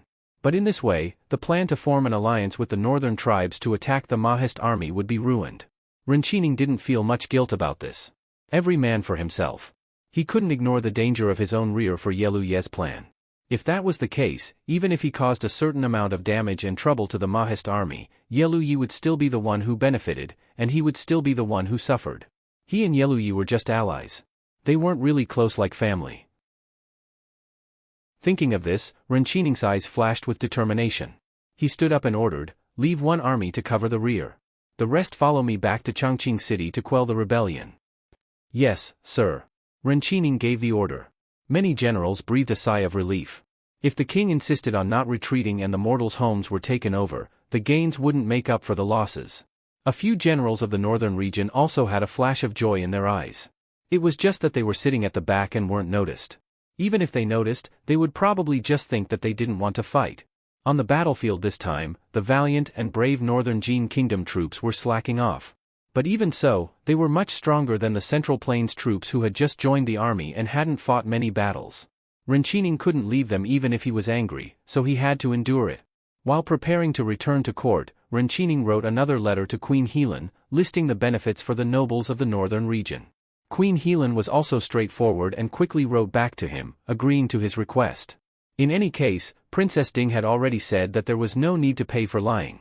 On the city wall of Purple Thorns Pass, Leng Huai and Lang Haoyu stood side by side, watching the northern region troops gradually retreat. Lang Haoyu smiled and said, "It seems that the princess's plan has succeeded." Leng Huai's haggard and upright face also showed a smile. He nodded and said, "Yes, we should also prepare to meet up with Princess Ding. Everyone says that the princess's wisdom and courage are not inferior to a man. I didn't believe it at first, but now it seems that it's more than just not inferior to a man." There were probably not many men in the world who were better than Princess Ding. Lang Haoyu nodded and said with a smile, "Isn't that so? The princess is always unexpected, but it makes people feel that it's reasonable. Father, we should also prepare to come out." In the past, it was Renchining who came to attack Purple Thorns Pass. This time, we have to come out and chase after him. Chapter 838. That's right. It's time to avenge Qingyu. Although his youngest son was more outstanding than his eldest son, Ling Qingyu was still his beloved son whom he had doted on for decades. He even died for the country and didn't disgrace the Lang family at all. Being able to avenge his beloved son in person also relieved Leng Huai of a burden. Lang Haoyu nodded. "Father is right. Father will definitely avenge Big Brother with your own hands." Although the two of them didn't see eye to eye when Lang Qingyu was alive, Leng Haoyu wouldn't be jealous of his brother who died in battle. It was a good thing that his father could avenge Big Brother with his own hands. It was precisely because of this that he personally requested the prince and the princess consort to let Leng Huai continue to guard Zijing Pass for today. In the rebel camp outside Chongqing City, Hisu sat leisurely in the main seat of the commander's tent and watched the generals below arguing nonstop. In the end, they were just frightened by the news that Renchining had returned to the imperial court with his troops. They only had about 300,000 men under their command now, which was less than the other party's troops. Although they had won several battles under Hisu's command, once Renchining's million-strong army returned to the imperial court, there was no need for any military strategy. They could just use the human wave tactic to crush them. When they were almost done arguing, Hisu knocked on the table and said with a faint smile, "Everyone, is there any use in arguing about this now? We've already fought so many battles. Will the imperial court let us go if we stop now? If we fight with all our might, we might have a chance to have a prosperous future. If we surrender like this, our whole family will be executed." The generals below looked at Hisu and said with a bitter face, "Brother He, tell us honestly, does the Prince Ding mansion have reinforcements? Our brothers have worked hard for you. You can't cheat our brothers." "Yes, yes." Everyone nodded repeatedly. Hisu said with a smile, "Of course there are reinforcements, but it will take some time for them to arrive. But don't worry. Although the reinforcements haven't arrived yet, the Prince Ding mansion has already sent strong reinforcements." Everyone was startled and looked at each other before someone said, "Could it be young Master Qing Chen? I've heard that young Master Qing Chen's wisdom is unparalleled in the world, and he alone can fight against thousands of soldiers and horses?" It should be Prince Ding. Prince Ding had never tasted defeat since he was 14 years old. If it was Prince Ding, why would he fear the million-strong army of the imperial court? Hisu looked at the entrance of the tent with a smile. The curtain at the entrance was pulled open from the outside. A beautiful and graceful woman in green clothes with black hair walked in from the outside. Behind her were several men in black. They were obviously guards. Everyone was shocked when they saw the Qi Lin pattern on the bodyguards' clothes. Qi Lin. The black-clothed guards did not pay attention to the shock of these people. They were scattered in every corner of the tent. Only 2 of them followed behind the green-clothed woman. Under the shocked gazes of everyone, the green-clothed woman walked to the main seat in the commander's tent that Hisu had vacated and sat down. She smiled faintly at everyone. Everyone, thank you for your hard work. Seeing Hisu's respectful expression towards the green-clothed woman, a few of the more quick-witted people could not help but be moved. Someone with a more impulsive personality could not help but ask, "Who are you? How dare you sit here?" The green-clothed woman smiled faintly and said, "I am Yi Li, Princess Ding." Everyone was inexplicably shocked. "This subordinate greets the princess," Hisu said respectfully. With someone taking the lead, the others naturally followed. Everyone in the tent bowed and said in unison, "This subordinate greets Princess Ding." At least, they had heard that Prince Ding had deep feelings for Princess Ding. With Princess Ding here, the Prince Ding mansion would not watch as they were executed by the imperial court, right? Yi Li nodded and said, "Everyone, please be at ease. Please sit." Only then did everyone stand and sit down. After everyone was seated, Yi Li said, "Many thanks to everyone for being willing to help the Prince Ding mansion reclaim this place. The prince is unable to come because of the battle with the northern tribes, but this consort's words and the prince's promise are equally valid. Everyone seated here will be greatly rewarded after everything is settled. The Prince Ding mansion will not mistreat meritorious subjects." A middle-aged general who looked simple and honest stood up and said, "Princess, this subordinate does not care about the rewards. This subordinate was originally a general of the Dechu state and was forced to help the enemy attack the Chu capital. This matter. Most of the people seated here were originally surrendered generals of the Dechu state. They were not welcomed in the north and were not valued by Renqi Ning. It was the Dechu state that had surrendered to the north. Now that they had betrayed the north and returned to the Prince Ding mansion, they would naturally be worried. For this middle-aged general to ask such a question, it could be seen that he was not as simple and honest as he looked. Yi Li said in a low voice, "Wherever the northern army went, they did not harm the common people. This consort can promise everyone here that as long as you sincerely pledge allegiance to the Prince Ding mansion, we will let bygones be bygones. If you are meritorious, you will still be greatly rewarded. However, if anyone has second thoughts, don't blame this consort for being merciless." "Many thanks, Princess," everyone stood up and said. These surrendered generals were most worried about being punished after the autumn. Now that they had received Princess Ding's personal promise, they naturally could let go of this matter. For a moment, the atmosphere in the tent became much more lively. Below her, Hisu cupped his hands and said, reporting to Princess Consort, "Renqining has already led an army of 1,000,000 to attack Chongqing. I wonder if we should enter Chongqing city to defend the city and wait for the reinforcements from Zijing Pass?" Yi Li shook her head and said with a smile, "No need. Hisu, listen up. Immediately lead people out of the camp and call for battle. We must win 3 more battles before Renqining's army arrives and drive the enemy 30 miles away." Although Hisu did not understand why Yi Li did this, he knew that the consort had her own plans and would not speak without thinking. He stood up swiftly and said, "This subordinate obeys." After Renqining received Queen Helan's reply, he quickly rushed back to Chongqing city. Just as he arrived near Chongqing, he received battle reports from the front line. Even though his army outnumbered the enemy, they still lost 3 battles and were driven dozens of miles away. Only the 50,000 northern troops stationed in the capital could barely cope with the enemy and did not suffer more losses. Renqining also knew the character of his troops, so he had to use more than 200,000 northern troops as the vanguard and join forces with the tens of thousands of northern troops stationed in the capital to attack the rebel army. They must take back Chongqing city. Unexpectedly, this was what Yi Li and Queen Helan had planned. Not only did the army of nearly 300,000 fail to completely wipe out the rebel army after they regrouped, but the northern army even counterattacked when they saw a flag signal that the Central Plains troops did not understand at all, killing them in a disorderly manner. In an instant, what else did Renqining not understand? He was so angry that his eyes almost popped out and he spurted out a mouthful of hot blood. Renqining, who was sitting on the horse, tilted his body and fell off. If it were not for the guards beside him, even if he was not killed by the enemy, he would have been trampled to death by the chaotic army. Why?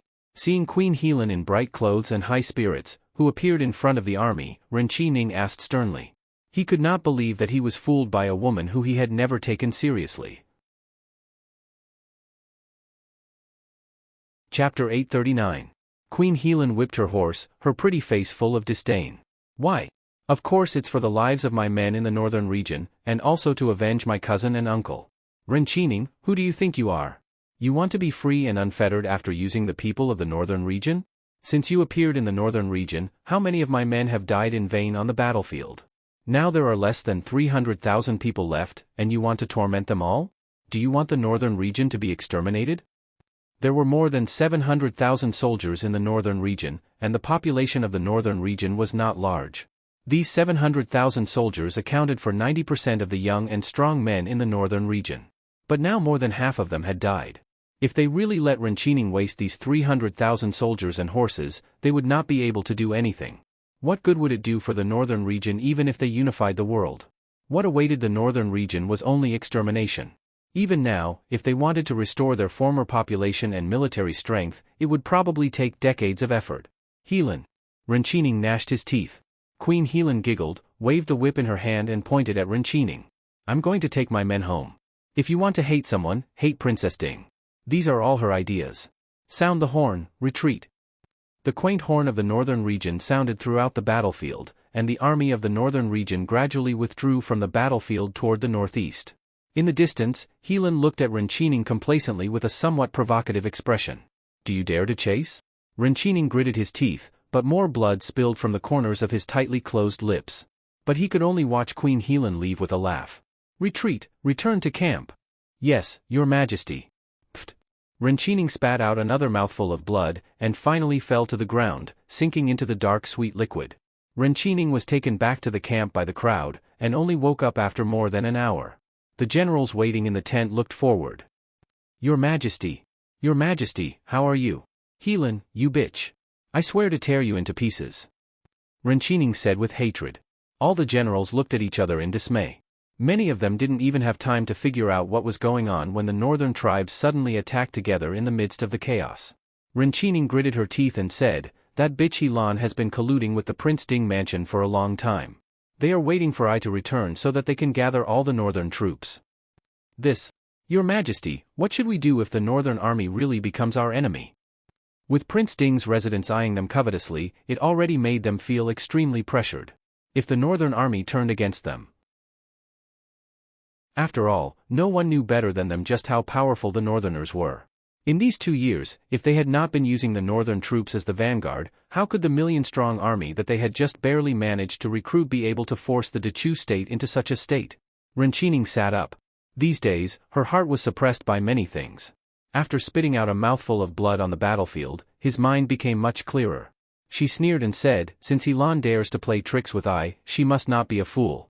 If she brings less than 300,000 soldiers into the battle between our army and the Prince Ding mansion, she won't be able to bring back a single one of the hundreds of thousands of soldiers in the northern tribes. In a few days, she will leave on her own. When Helan was mentioned, Ren Qining's eyes couldn't help but be filled with hatred. He relied on Helan's cousin, his ex-wife, to establish his country. He never thought that he would fall into the hands of his ex-wife's cousin, his current wife. Send someone to investigate carefully. Find out who is in charge of the Prince Ding mansion this time. To be able to use such methods, the person cooperating with the northern tribes is definitely not some random soldier. Ren Qining ordered, the original spies can't be used anymore. I'm afraid that they have already been controlled by someone. Go and rearrange the manpower. Yes. The subordinate cupped his hands in acknowledgement and turned to leave. Your Majesty, who do you think will come this time? The confidant beside the bed asked carefully. Ren Qining said coldly, there aren't many people in the Prince Ding mansion who can use such methods. Su Hongyu and Su Hongyan usually don't leave the northwest. Mo Xiaoyao is currently at war with the northern tribes. This time, if it's not Su Qingchen, then it's Yi Li. Ren Qining lowered his eyebrows and thought for a moment, then said decisively, it must be Yi Li. When we were in Glass City, she was also the one who interacted with that bitch Helan quite a bit. Ren Qining's intestines were now broken. Back then, he didn't guard against that bitch Helan at all and brought her to Glass City. He even let her reach an agreement with the Prince Ding mansion right under his nose. Unfortunately, it was too late for regrets now. Your Majesty, that Queen Helan, kill. At all costs, we must not let that bitch return to the northern tribes alive. Renchining's expression was ferocious, and his voice was so cold that everyone in the tent couldn't help but shiver.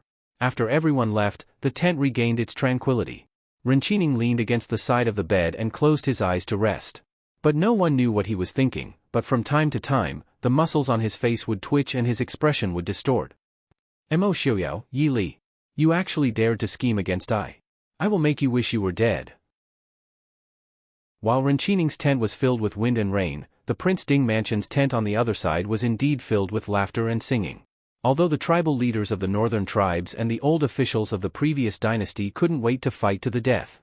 But the ordinary soldiers didn't have such deep resentment between them.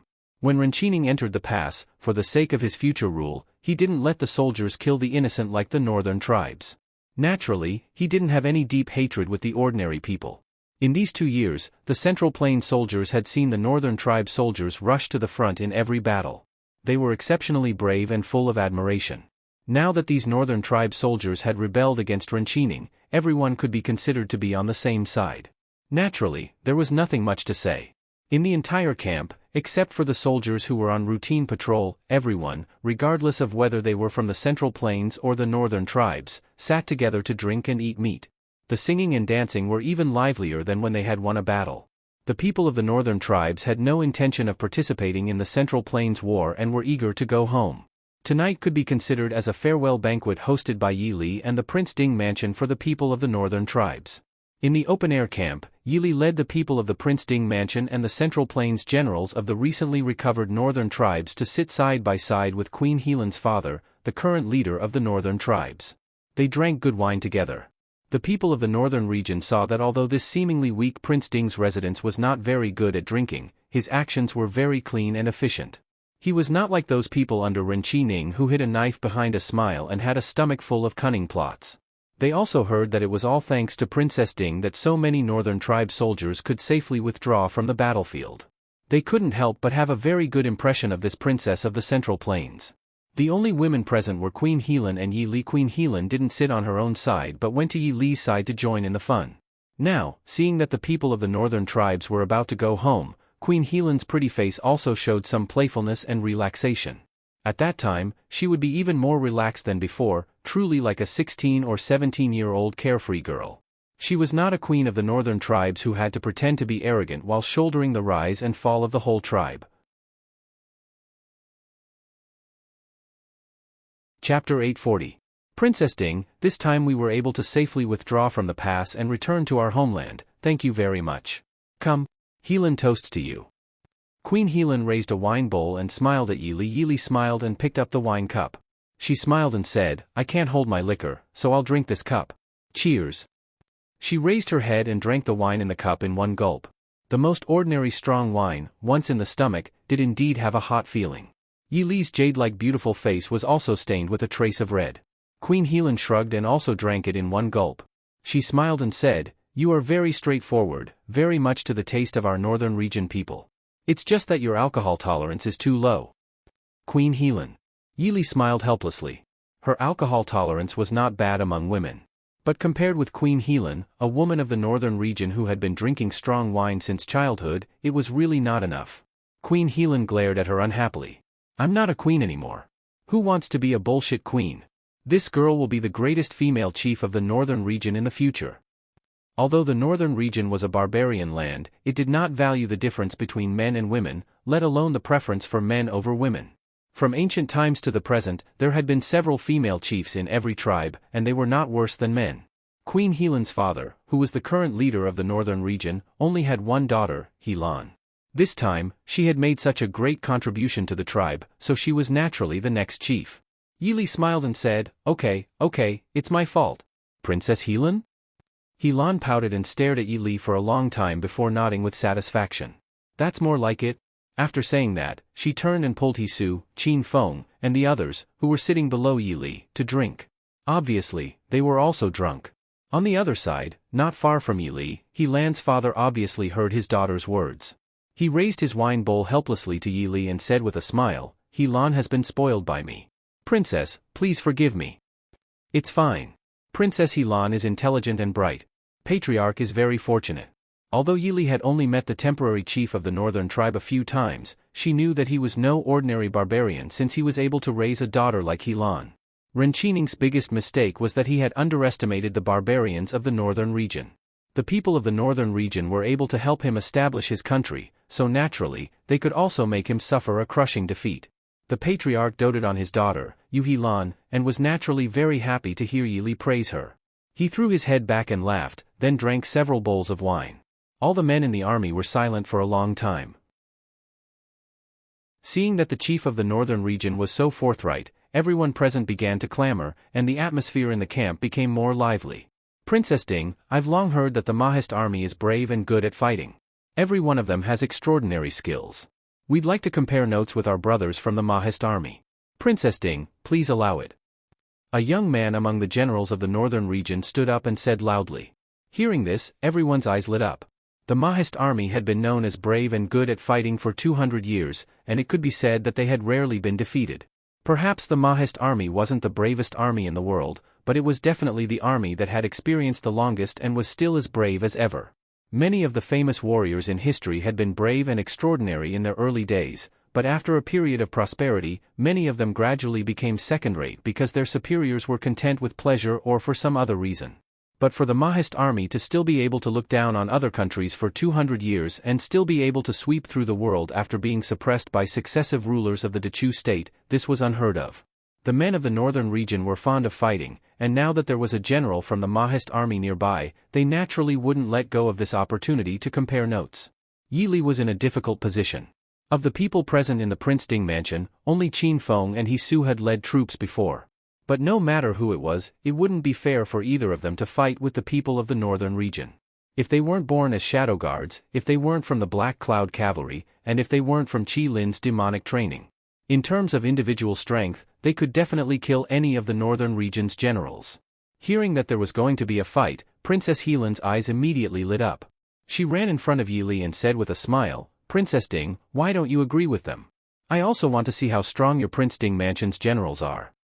Yili looked at her with a helpless smile.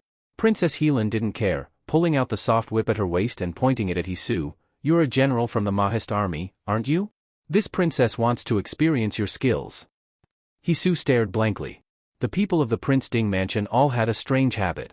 Because of their relationship with Yili, they never looked down on women, but they also felt that there was no other woman in the world who could be compared to Yili. If he fought with this Princess Helen, no matter who won or lost, he would be laughed at by those heartless people when he returned.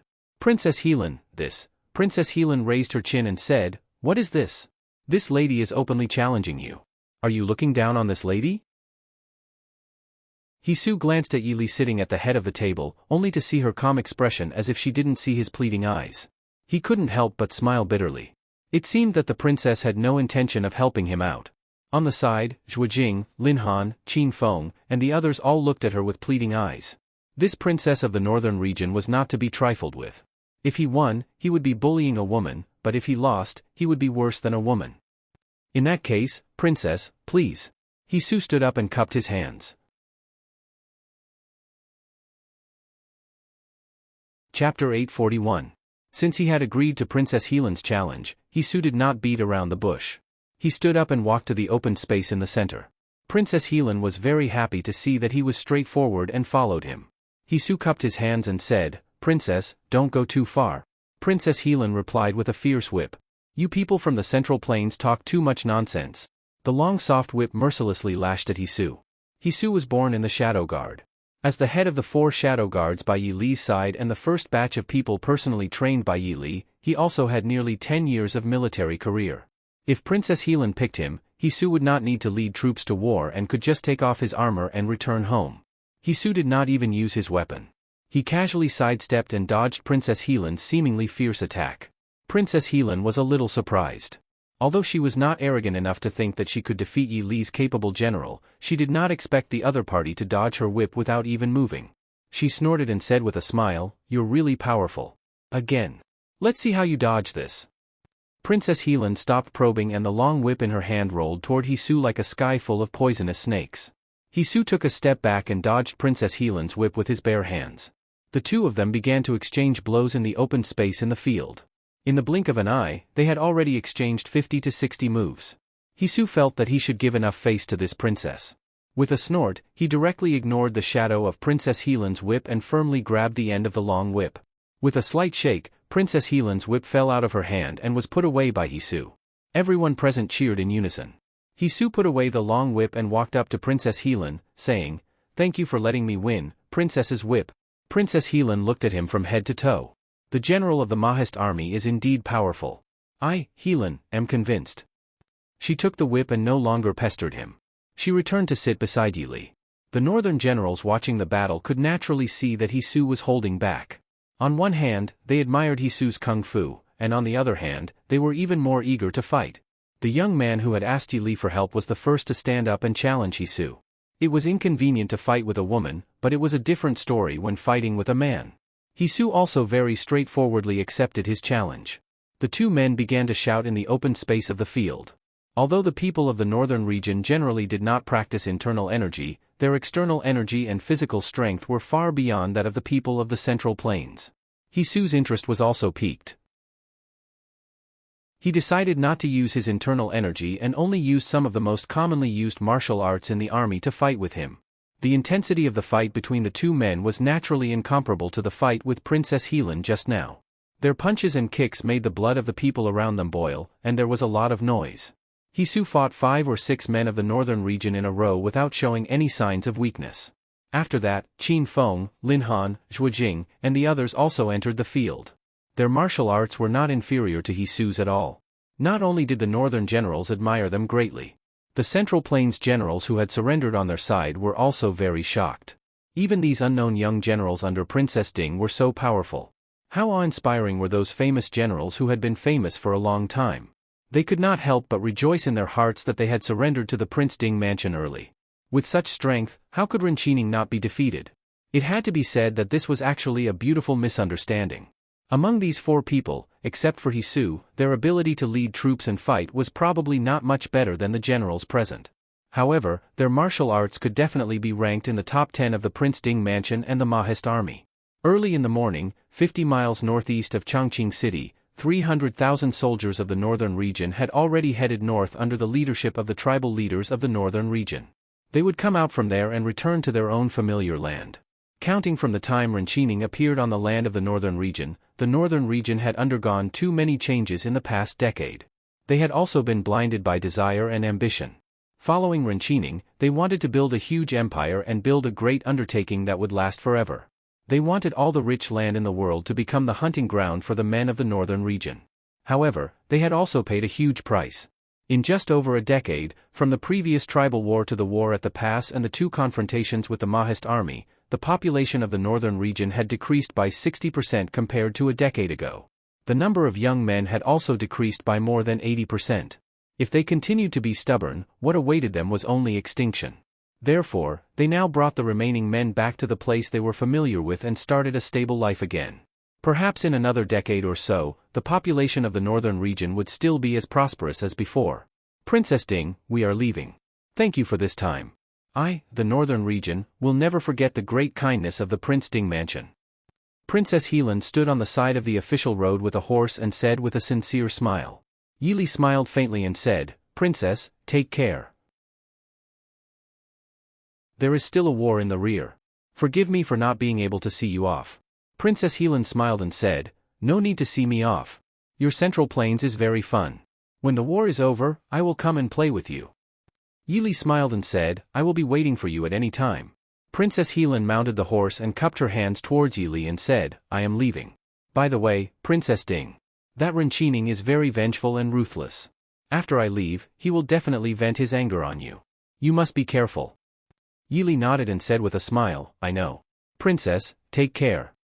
Princess Helen nodded and turned her horse to chase after the large group in front of her. She heard a sharp whoosh in the distance. Princess Helen turned her head and saw a feather arrow with a cold glint shooting towards her.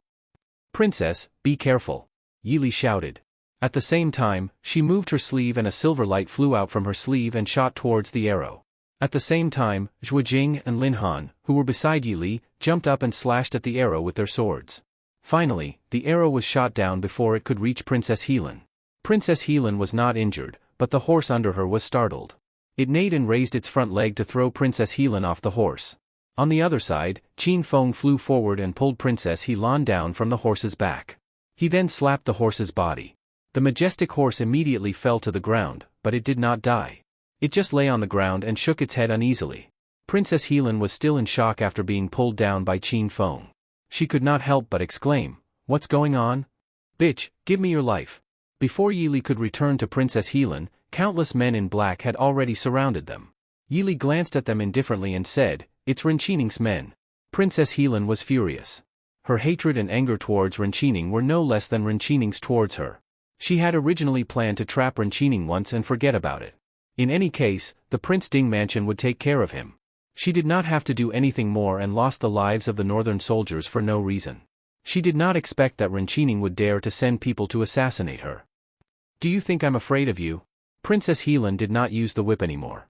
She pulled out the dagger at her waist and rushed towards the assassins with a few guards beside her. Yili said to Qin Feng, "Don't let anyone hurt Princess Helan."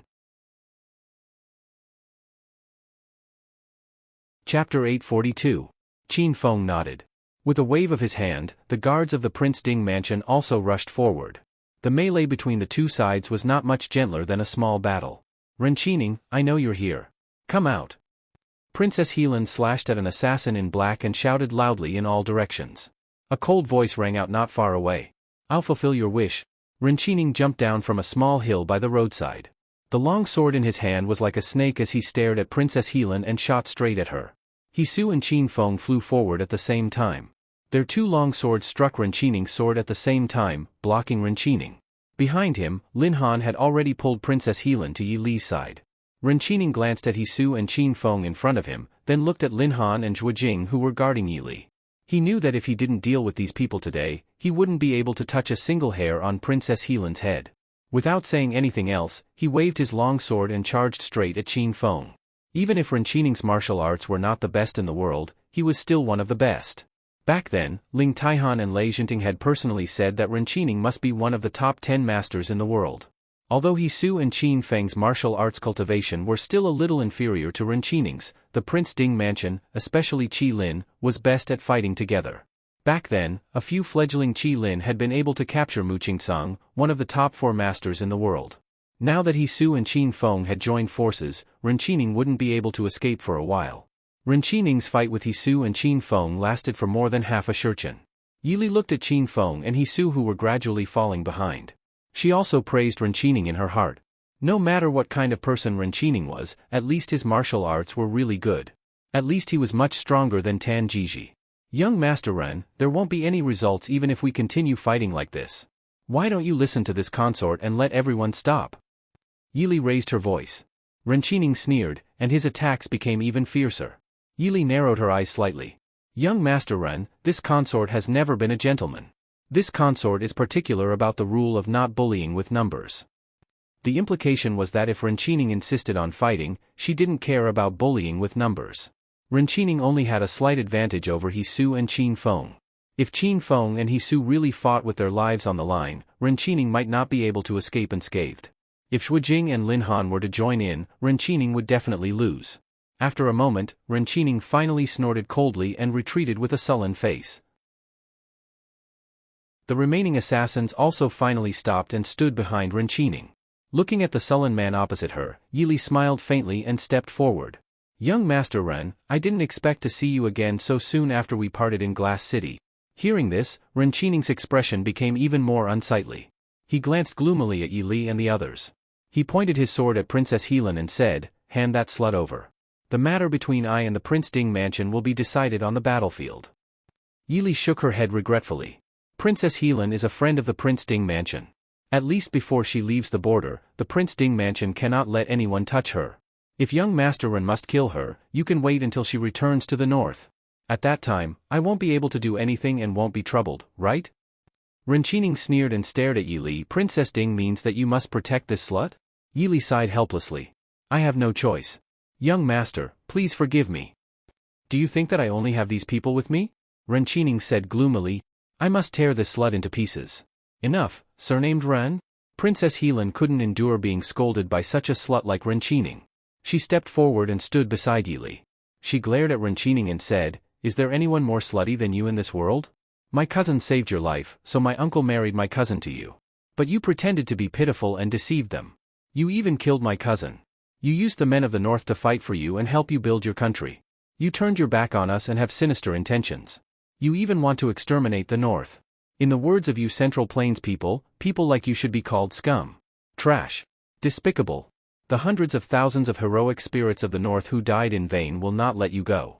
I curse you to die alone in this life and the next. A lowly person like you still wants to revive your country? Dream on." Yili couldn't help but cover her mouth and hold back the laughter in her heart.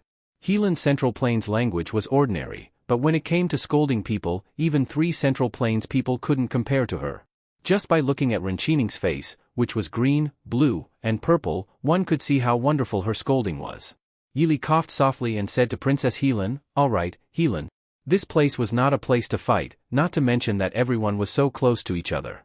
If Renchining really went crazy with anger, it wouldn't be good if he hurt anyone." Princess Helan still wanted to continue, but for the sake of Yili, she resentfully shut her mouth. Seeing that Renchining had calmed down, Yili said, "Young Master Ren, I have no right to intervene in the grievances between you and the North, and I can't say who is right and who is wrong. This consort only wants to ask young Master, will killing Princess Helan have any effect on the situation?" Renchining was stunned. At this point, the North's army had already left. Whether he killed Helan or not, it would have no effect on the situation. At most, it would help him vent his anger or give the Prince Ding mansion a slap in the face. But if Yili refused to back down, how much would he have to pay to take Helan's life? Looking back at the hundreds of assassins he brought, only a few were left.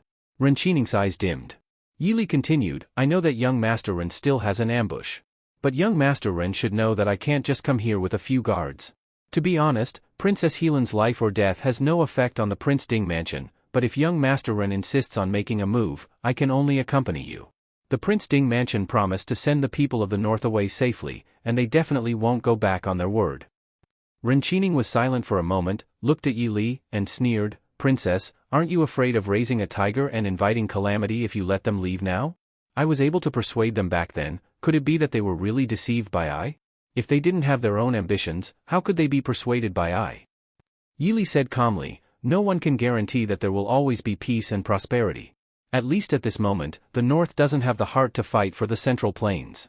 If it weren't for young Master Ren, they would still be fishing and hunting in the White Mountains and Black Waters, and have nothing to do with the Central Plains.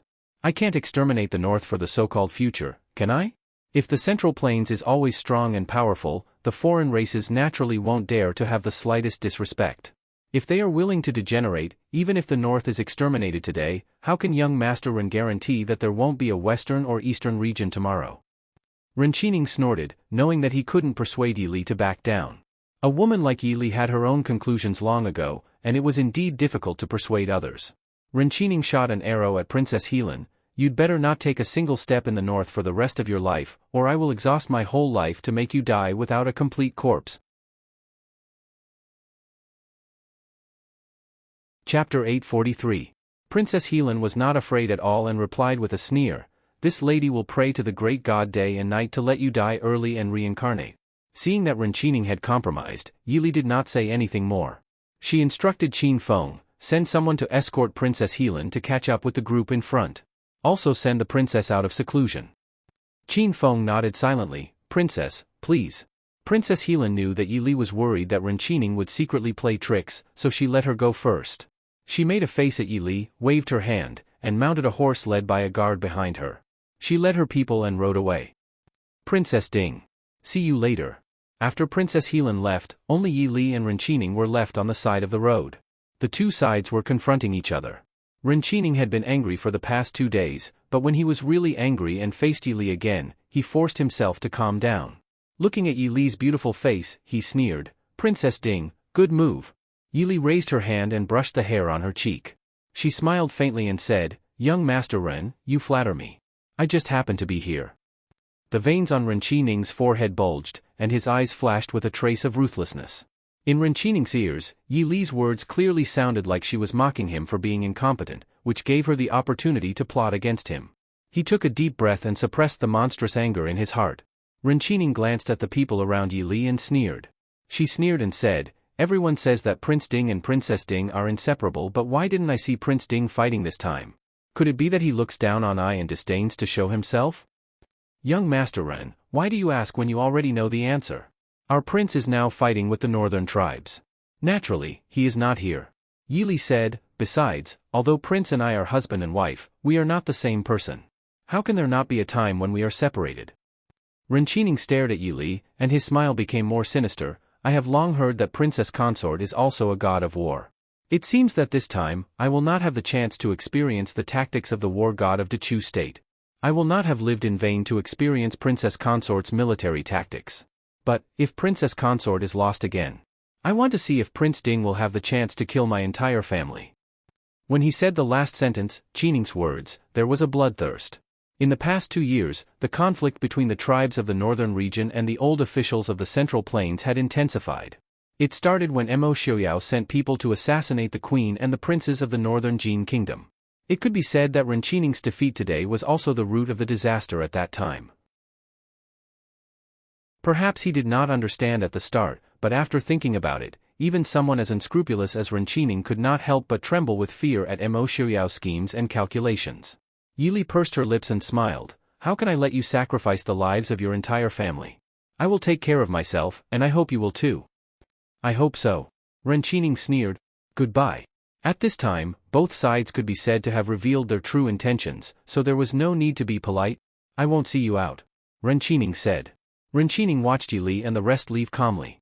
He stood by the ancient road with his hands behind his back, and no one knew what he was thinking. Seeing him like this, the assassins standing behind him did not dare to disturb him. After a long while, a subordinate who could not wait any longer came to find him. Seeing Ren Qining standing there in a daze, he hurried forward to greet him. "Your Majesty, the Northern Army and gone," Ren Qining said coldly. "Should I go and chase them back immediately?" "There's no need." Ren Qining shook his head and turned to walk back. He said in a low voice, "Let's go back. We're about to prepare for the battle. In at most 3 to 5 days, Linghuai's troops at Bauhinia Pass will definitely arrive."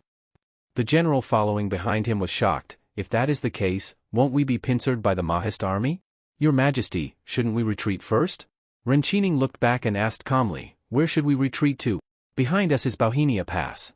If we go north, even if we break through Yi Li's blockade, do you think the Northern Army will bite back at us at this time?"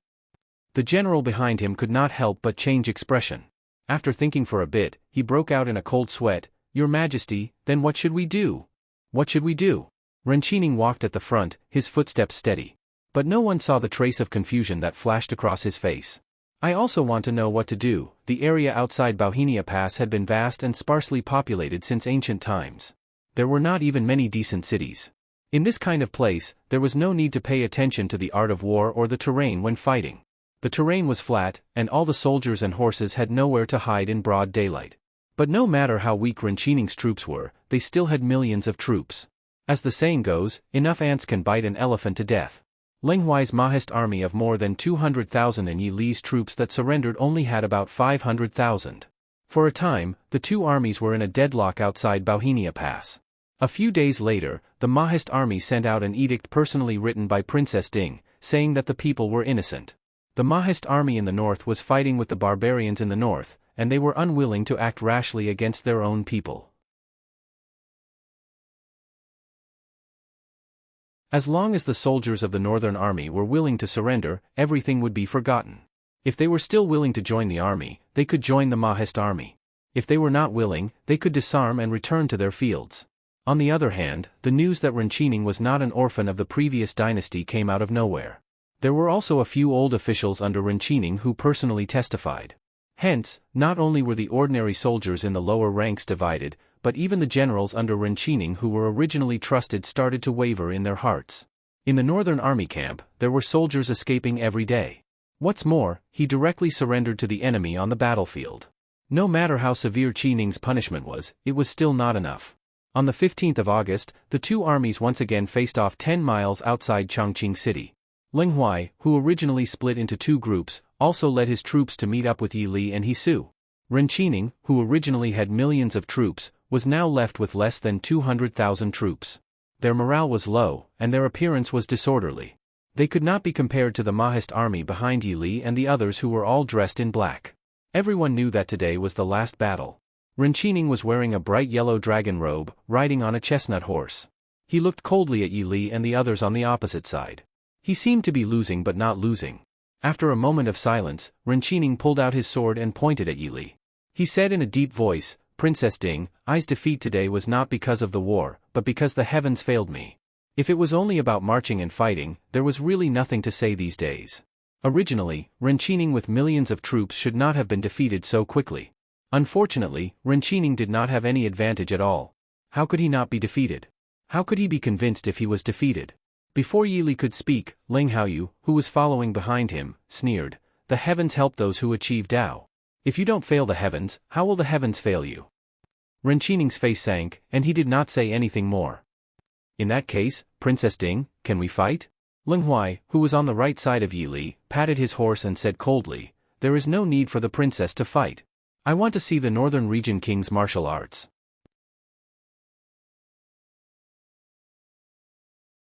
Chapter 844. Enchanting smiled disdainfully and said, "Old General Lang, you're old. Why don't you retire at home? I don't want to bully you because you're old and weak." Ling Huai was so angry that his face turned green. With a roar, he raised his sword and rushed towards Enchanting. Seeing him like this, Enchanting didn't hold back. He waved his sword and slashed back. Everyone watched Ling Huai and Enchanting fight and didn't go forward to help. However, Ling Haoyu frowned slightly as he stared at the two people fighting. The long sword in his hand had already been unsheathed. Yi Li sighed in a low voice, "Old General Lang is no match for Enchanting. Lang Er, go and help." Although Enchanting's martial arts were brilliant, he couldn't do anything if Qin Feng and the others swarmed him. Yi Li had never liked the monotonous one-on-one practice before fighting. However, Ling Huai had a grudge against Enchanting for his son's death. Ling Huai was no longer young. Previously, he had forced himself to guard Zijing Pass and the Chu capital for a few months, so his vitality was greatly damaged. He still refused to rest and led the troops to guard the Purple Thorn Pass in order to avenge his beloved son. Yi Li naturally couldn't disappoint Ling Huai. Ling Haoyu had been worried about Ling Huai's safety for a long time. As soon as Yi Li spoke, he immediately rushed over. With a swing of his sword, he blocked Enchanting's sword that was stabbing towards Ling Huai. Enchanting sneered, "One died, but there's still a good son." Without another word, 3 consecutive swords came towards Ling Huai. Ling Haoyu's long sword danced out a sword net, blocking Enchanting's sword. Qin Feng whispered beside Yi Li, "Princess, Lang Er and General Lang are no match for Enchanting." Enchanting's martial arts were not only among the top 10 in the world, but at least among the top 5. Compared to Ling Taihan and Lei Zhenting, he only lacked time and experience. As for a natural-born freak like Immerse, he naturally couldn't compare. However, Ling Haoyu's martial arts could only be considered good. Compared to a general like Ling Huai, it was unknown how much stronger he was. Yi Li said indifferently, "Don't worry about them. Do it. We must end this battle today." Suddenly, the sound of war drums could be heard on the battlefield. The Mahist army behind Yi Li roared in unison as they charged towards the army of the northern region. Over the past few days, the northern region army had either fled or surrendered. Only these few people were left, and they were already frightened out of their wits. When they saw the Mahist army charging over like a black tide, they were on the verge of collapsing. In the chaos, Enchanting, Ling Huai and Ling Haoyu gradually moved to a place with fewer people. In the end, it was Enchanting who impatiently swept Ling Huai to the ground with his sword. He was seriously injured. "Father." Ling Haoyu's expression changed. He swung his sword at Enchanting a few times. Behind him, Yi Li, Qin Feng and the others also followed. Qin Feng saw that Ling Huai was seriously injured and Ling Haoyu was also injured. Without saying a word, he directly drew his sword and stood up straight. Behind him, Zhuo Jing also joined the battle. Yi Li then called people to send Ling Huai away to treat his injuries. Enchanting had been fighting hard for days. At this time, he was facing Ling Haoyu, Qin Feng and Zhuo Jing at the same time. Gradually, he began to show a trace of exhaustion. Qin Feng saw a flaw and mercilessly stabbed his sword diagonally across his chest. Enchanting's face turned pale, and a trace of scarlet overflowed from the corner of his mouth. With a swing of his sword, he pushed the 3 people away and leaped forward. Seeing that he was about to escape, everyone hurriedly chased after him. Outside Chongqing City, by a quiet lake, Enchanting, dressed in a bright yellow dragon robe, sat quietly, looking at the small city standing not far away. He had been busy for half of his life and used all kinds of methods to repay his kindness. What he got was only that small city and the incomplete half of the palace. So tired, Qi Lin had never failed when he made a move. Qin Feng's sword seemed to have missed, but in fact, it was just that he wouldn't die for a while. It was just a little better than dying immediately. Renqining tapped a few acupoints, but the blood was still flowing out of the wound. He simply didn't bother to care about it. He casually inserted his sword into the ground beside him, sat alone by the lake, and let out a long sigh of relief. After a while, Yi Li and the others followed. Seeing the figure by the lake, Yi Li raised her hand to stop everyone and walked forward alone. Qin Feng and Zhuo Jing exchanged glances. They each took a position and stared vigilantly at the bright yellow figure. Hearing the footsteps behind him, Renqining turned around and saw Yi Li. He smiled faintly and said, "You're here.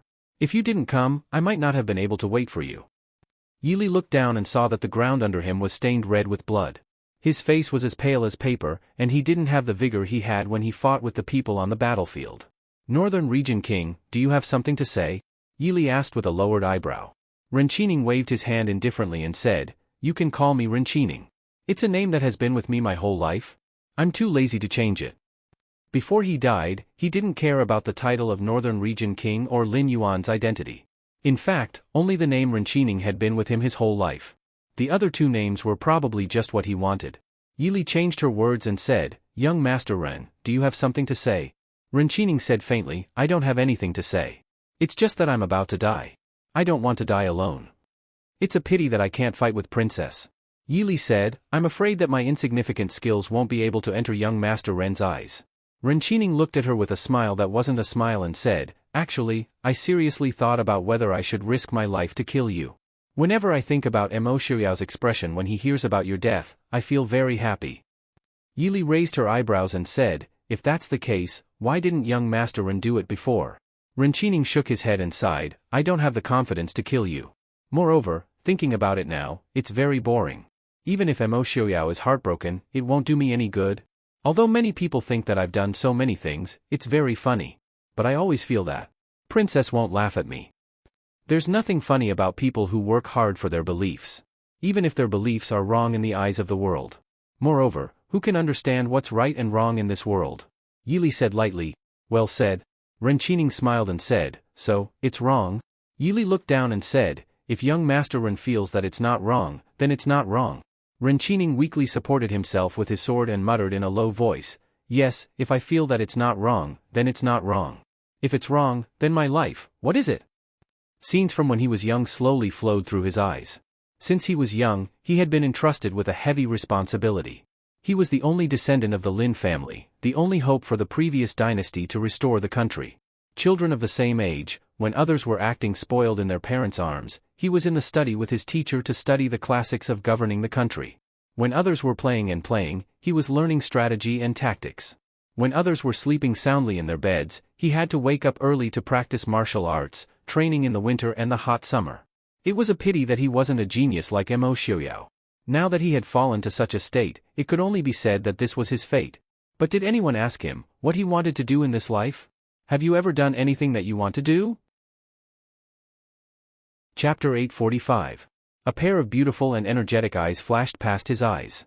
At that time, he had just turned 20 years old, but as a young man, he met an innocent and intelligent girl who had never seen the world.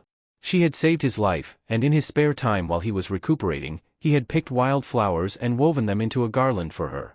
Her beautiful face was dyed with a faint red glow, and she was more moving than any woman he had ever seen. Then he married her and she gave birth to children for him.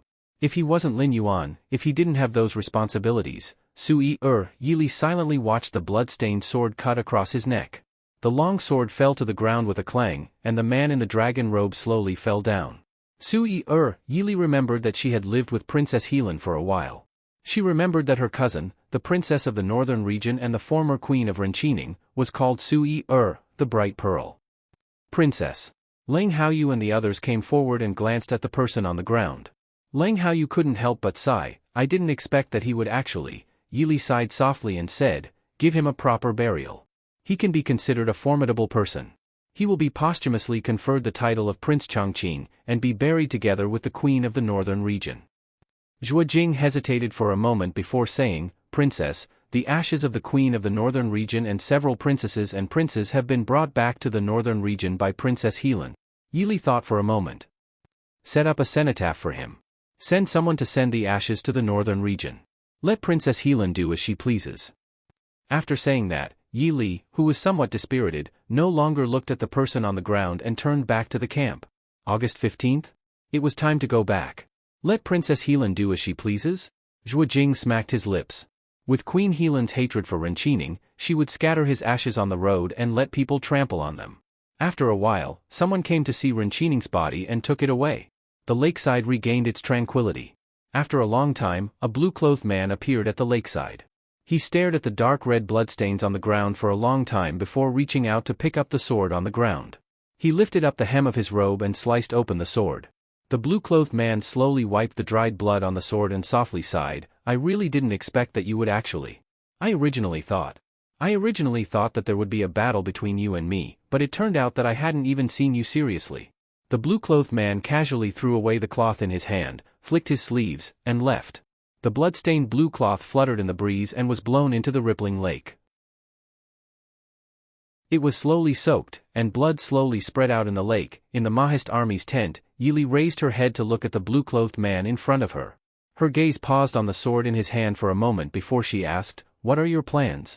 Tan Jiji smiled indifferently and said, "If Wang Fei intends to continue to lock me up, it doesn't matter. If Wang Fei doesn't have this intention, then I want to leave." Yili raised an eyebrow and said with a faint smile, "Where are you going?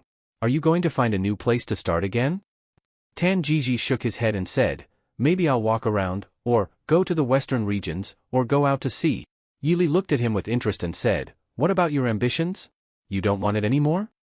Tan Jiji said with a bitter smile, "With Prince Ding and Wang Fei here, no one else can interfere with my ambitions. This one still has some self-awareness. Seeing his end? I originally didn't understand, but now I feel that it doesn't matter anymore.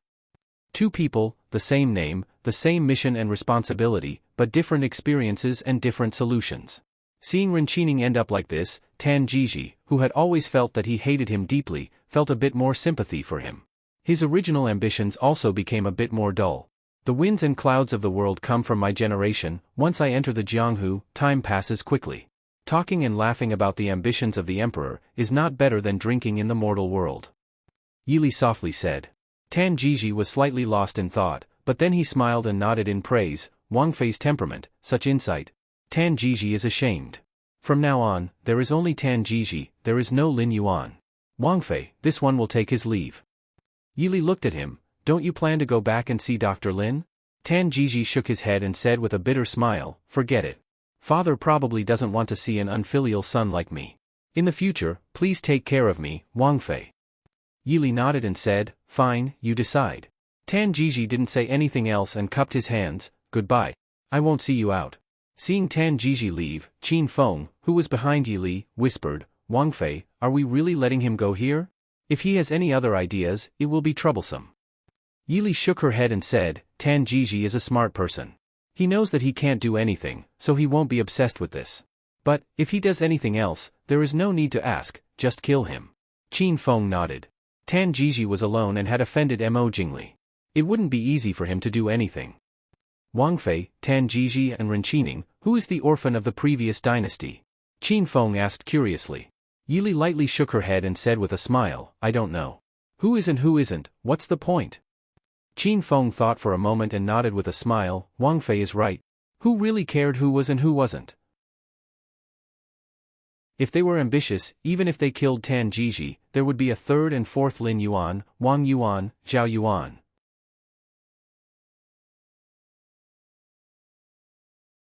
Chapter 846. Princess Ding Yili had defeated the Northern Territory King Renqining within a month.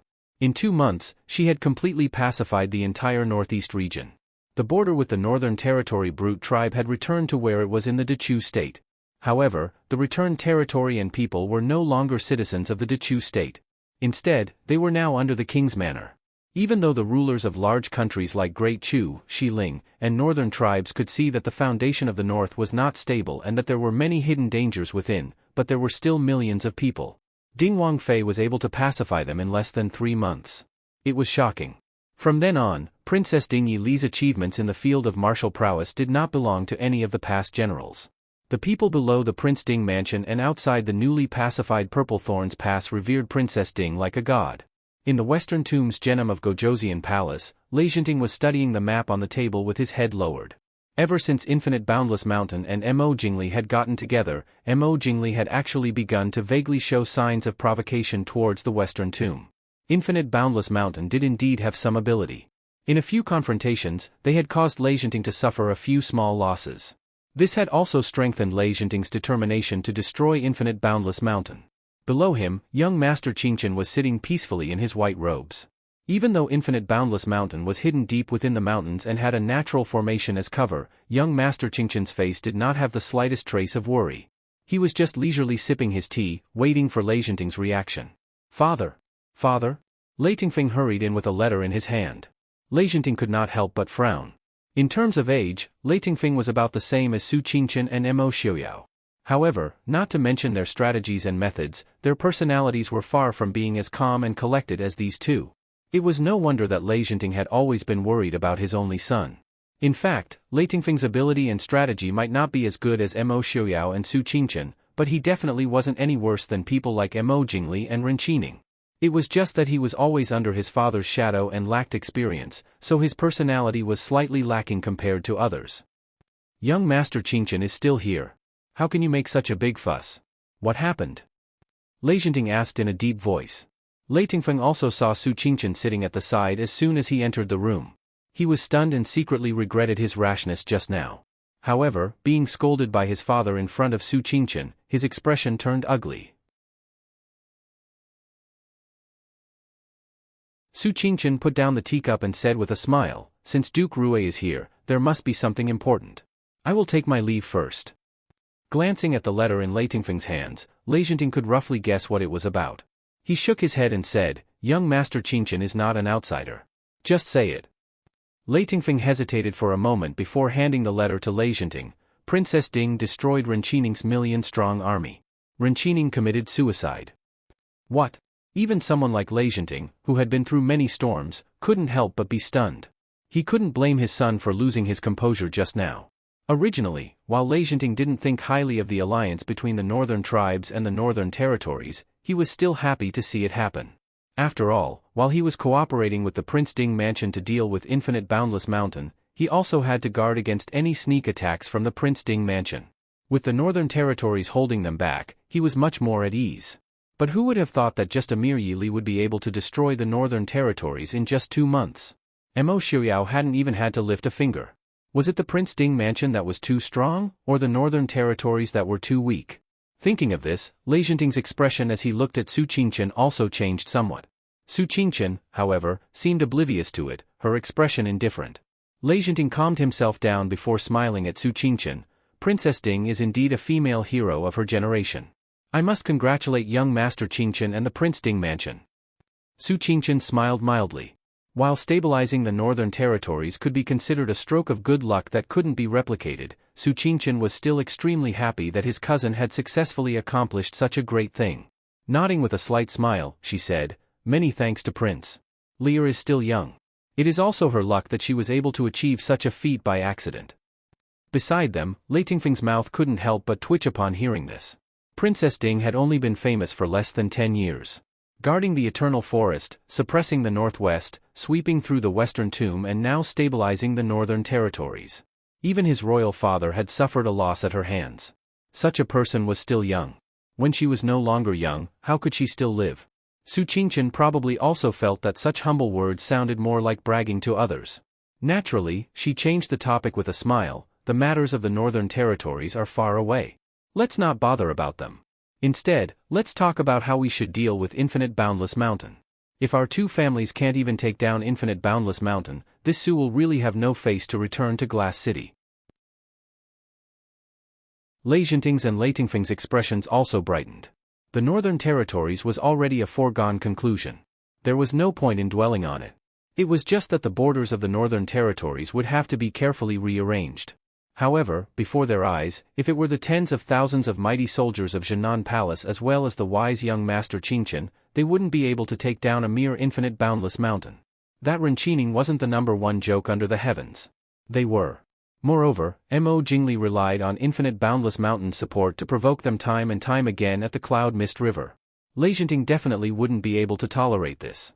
Now that infinite boundless mountain was not destroyed, the Prince Ding mansion would only lose some face. To the Western Tomb, it was already a great enemy. Enchanting nodded. Young Master Qingqian's words make sense. I wonder if young Master Qingqian has any thoughts on the natural grand formation within the infinite boundless mountain range? Su Qingqian frowned. Although I have already seen the map, it is still incomplete at the end of the day. I, however, have some thoughts. However, I need to personally head to Infinite Boundless Mountain in order to verify them. Enchanting said, there have been some small matters by the Cloud Mist River recently. I cannot accompany young master there. Quan Er will lead 50,000 elite soldiers to accompany young master to Infinite Boundless Mountain. What does young master think? Su Qingqian nodded, cupping his hands towards Lei Tingfeng, smiling. Then I will have to trouble Duke Rui. Lei Tingfeng hurriedly returned the greeting. It is my duty. Young Master Qingqian need not mind it. After sending Su Qingqian off, Enchanting and his son were speechless for a long time in the study. Lei Tingfeng asked somewhat worriedly, Father, are we just going to leave the matters of the northern territories to their own devices? Enchanting smiled bitterly. How are we going to manage it? The northern territories have nothing to do with our western tomb in the first place. Also, it was the northern territories themselves who first provoked the Prince Ding mansion. Even if they were to perish, they would only be seeking their own deaths. It's just that, even I did not expect that this Yili would actually be so. Lei Tingfeng could not help but sigh in admiration. Princess Ding is truly not something that any woman in this world can compare to. Even those few from Infinite Boundless Mountain are probably worlds apart when compared to Princess Ding. Enchanting looked at the letter that Lei Tingfeng had presented to him. Princess Ding has conferred upon Renqining the title of Duke of Chongqing. Such grace. Back in the Western Tomb, Renqining had plotted to assassinate Yi Li, which had also directly led to the Western Tomb's nobles being massacred by Mo Xiaoyao until rivers of blood flowed. For such a person, it was already rather good that Yi Li had not seen his corpse torn apart and tossed into the wilderness. She had actually conferred upon him the title of Duke, and given him a noble burial.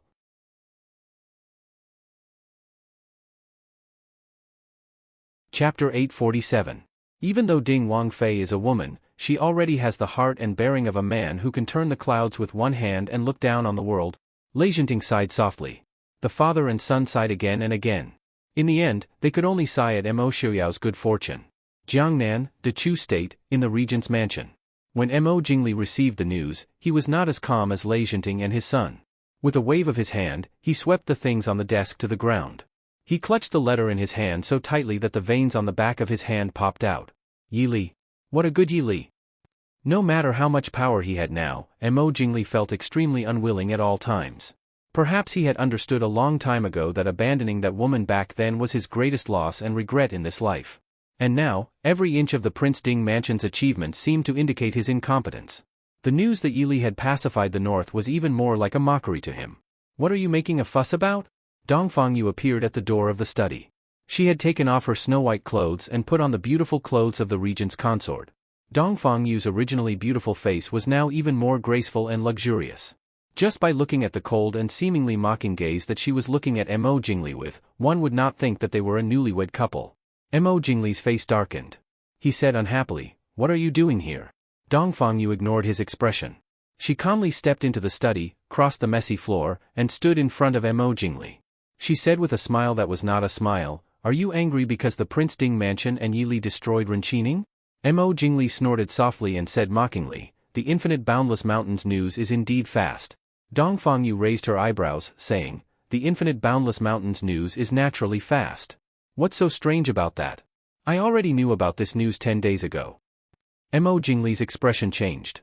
He grabbed Dongfang Yu and said, 10 days ago? Why don't you say it?" Dongfang Yu slapped his hand away casually and laughed disdainfully. "Why should I say it? Do you think that you can control the Infinite Boundless Mountain just because I married you? Mo Jingli, you think too highly of yourself. My master agreed to assist you because he had no other choice. Why don't you take a look at what kind of material you are?" Mo Jingli's face contorted as he was mocked by his own wife. He pushed Dongfang Yu away and scolded angrily, "Slut. You." Dongfang Yu interrupted him unceremoniously. "My master told me to tell you, don't always make your own decisions. Why don't you take a look at your current strength? If you really provoke Enchanting, you won't be able to bear the consequences. With that, Dongfang Yu turned and walked out of the door, ignoring Mo Jingli's expression. Mo Jingli stared coldly at Dongfang Yu's back as she disappeared through the door. He clenched his teeth, saying, Dong-Fang Yu. No matter how much Mo Jingli clenched his teeth, he was still unable to change the fact that he was currently unable to touch Dongfang Yu. When he had planned to marry Dongfang Yu back then, he had only wanted the power of the infinite boundless mountain. Now that he had it, he also understood why Mo Xiaoyao had been so dismissive of the infinite boundless mountain's power. Why had the always ambitious Enchanting not interfered in the affairs of the infinite boundless mountain from the start? That's right, the infinite boundless mountain's power was indeed shocking. With the help of the infinite boundless mountain's power, the Dechu state's power had increased greatly in just a few short months. Even if they were to clash with Enchanting now, they might still be able to put up a fight. But at the same time, he was also restricted by the infinite boundless mountain. Many of his decisions had to be approved by Dongfang Hui, and Dongfang Yu was even more hateful towards him, finding fault with him everywhere. The dignified region of the Dechu state was actually restricted by 2 women. Such humiliation, no matter how great his power was, could not make up for the anger in Mo Jingli's heart. Just as everyone was discussing, Yili had already finished dealing with the affairs of Chongqing City. She threw the rest of the trivial matters to Leng Huai and Lang Haoyu, and brought Zhuo Jing and the others into the pass, heading towards the Mahist army camp where Mo Xiaoyao was. Mo Xiaoyao had long been waiting outside the door. When he saw Yi Li and the others riding over, he immediately flew up to welcome them, landing on Yi Li's horse. Yi Li's horse was also a Fergana horse that was 1 in 10,000. Even when a person landed on it, it did not panic in the slightest, and continued to walk forward steadily. Mo Xiaoyao sat behind Yi Li, one hand around her waist, the other holding the reins. The horse whinnied and turned to run in another direction. Qin Feng, Zhuo Jing, and the others looked at each other, not knowing whether to chase or not. A moment later, Qin Feng shook his head and said, "Let's go back first. With the prince and the princess together, nothing will happen." The prince clearly wanted to be alone with the princess. If they did not know what was good for them and followed, wouldn't the prince remember them in his heart? Who knew when they would be in big trouble? The others also felt that this was very reasonable, and they rode their horses in the direction of the camp. When the time came, the generals who were waiting outside the camp to welcome the princess' return were left waiting for nothing. They looked at each other and could only rub their noses and go back. Mo Xiaoyao and Yi Li rode the same horse. After a while, Mo Xiaoyao did not pay attention to it. He allowed it to roam on its own, and even stopped to nibble on the grass on the ground. Mo Xiaoyao only pulled Yi Li into his arms, his chin resting on her shoulder as he rubbed intimately. "Princess Li, you finally came back. I missed you so much." Yi Li helplessly turned her head and kissed his face. She leaned into his arms and said softly, "I also missed you." Mo Xiaoyao's eyes lit up. He lifted her small chin and stared at those warm and red lips as he fiercely kissed her. "Princess Li, Xiaoyao, don't make a fuss." Yi Li was frightened by his sudden passion. Mo Xiaoyao was not willing to stop. He raised a hand to hold the back of her head and deepened the kiss. Yi Li was helpless. She sighed inside and raised a hand to wrap around his neck. She also sank into an intimate entanglement. Mo Xiaoyao hugged Yi Li and leaned to the side. The two of them immediately fell off the back of the horse. Yi Li reflexively hugged Mo Xiaoyao. The two of them landed on the grass and rolled a long way before they stopped. Mo Xiaoyao looked down at the blushing face below him and planted a series of lingering kisses. He buried his head in Yi Li's hair and laughed softly. Princess Li, silver and black hair tangled together. It was exceptionally eye-catching, but it also seemed like they were meant to be tangled together. Yi Li smiled and said softly, "Xiaoyao, I'm back." Mo Xiaoyao helped Yi Li up and the two of them sat side by side on the grass. It turned out that Yi Li's horse had been strolling casually and had arrived at a call not far away. The two of them sat on the call and looked down. From afar, they could see the northern tribe's army camp. Princess Li managed to pacify the northern region in a short 2 months. Your husband, on the other hand, has not made any progress in these 2 months. I'm so ashamed. Mo Xiaoyao looked at Yi Li and laughed mockingly. Yi Li reached out and pinched his handsome face. She smiled and said, "Take the northern tribes and the northern region as an example. Why didn't Yeluyi fight you to the death?" Although they were 2 different countries, the difference between the northern tribes and the northern region was like the difference between clouds and mud.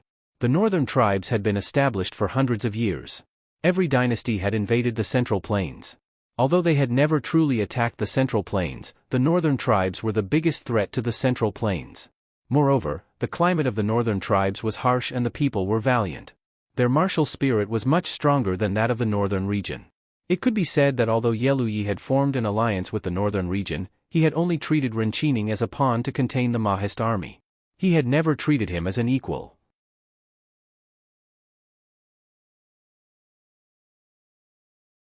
Chapter 848.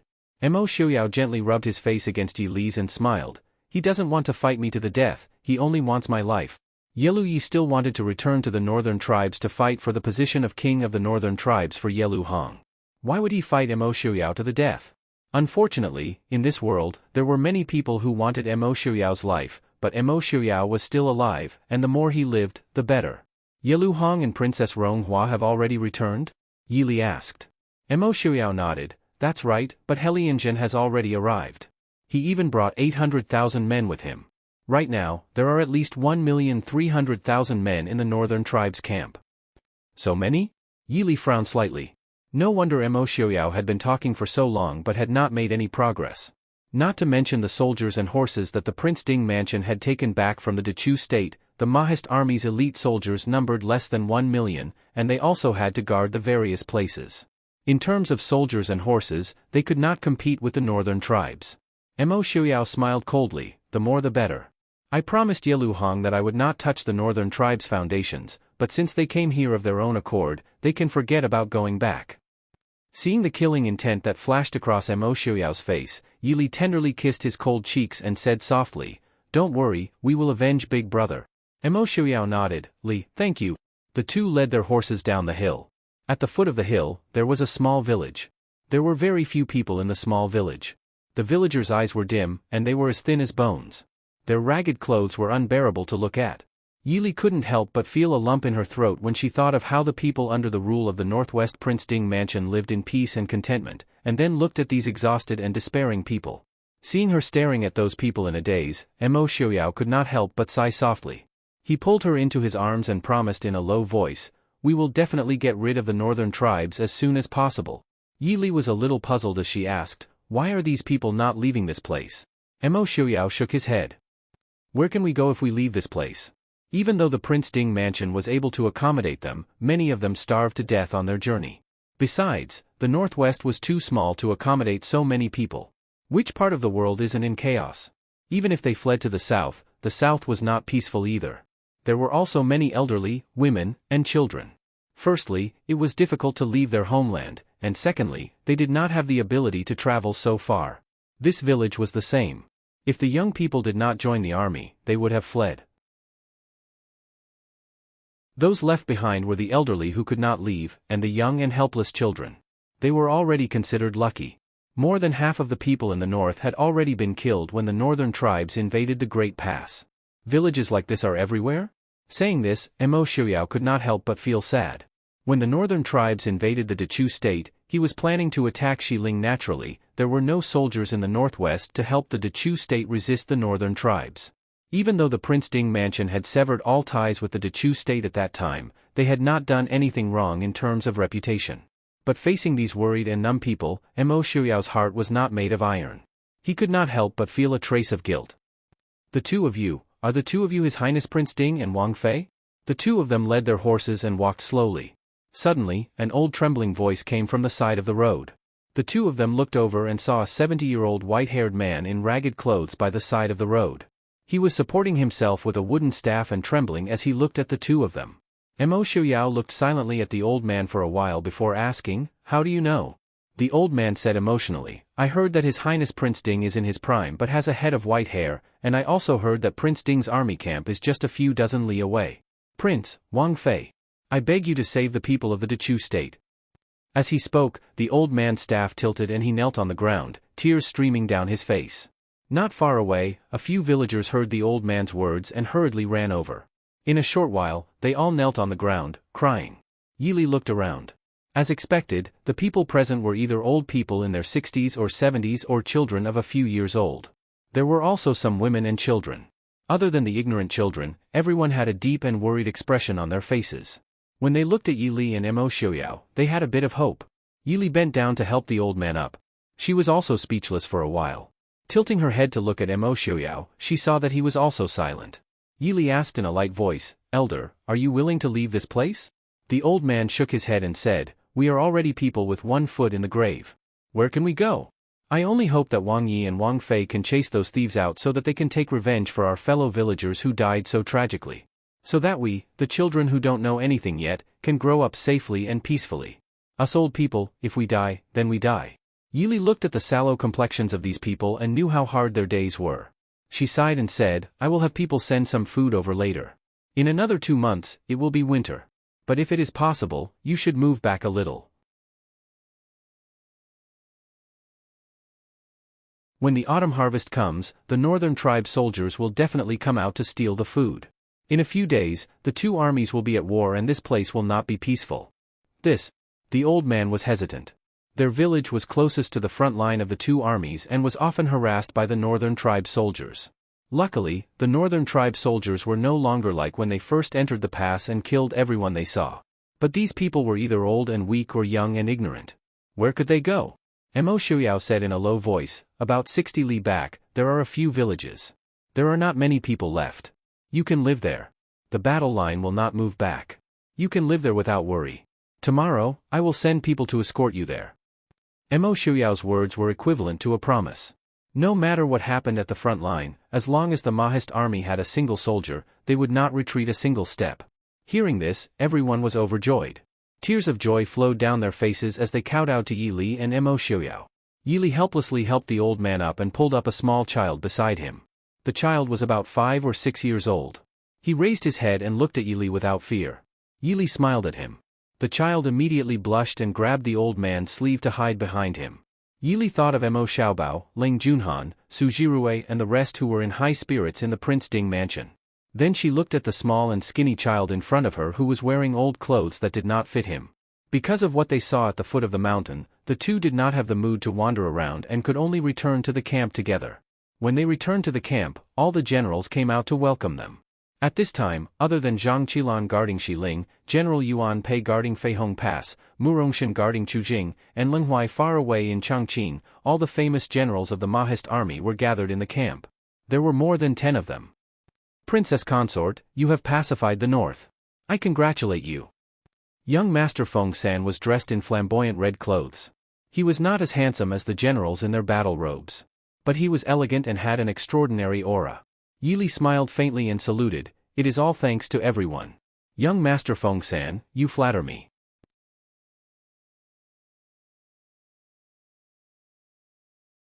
Chapter 849. All the generals congratulated Yi Li in unison.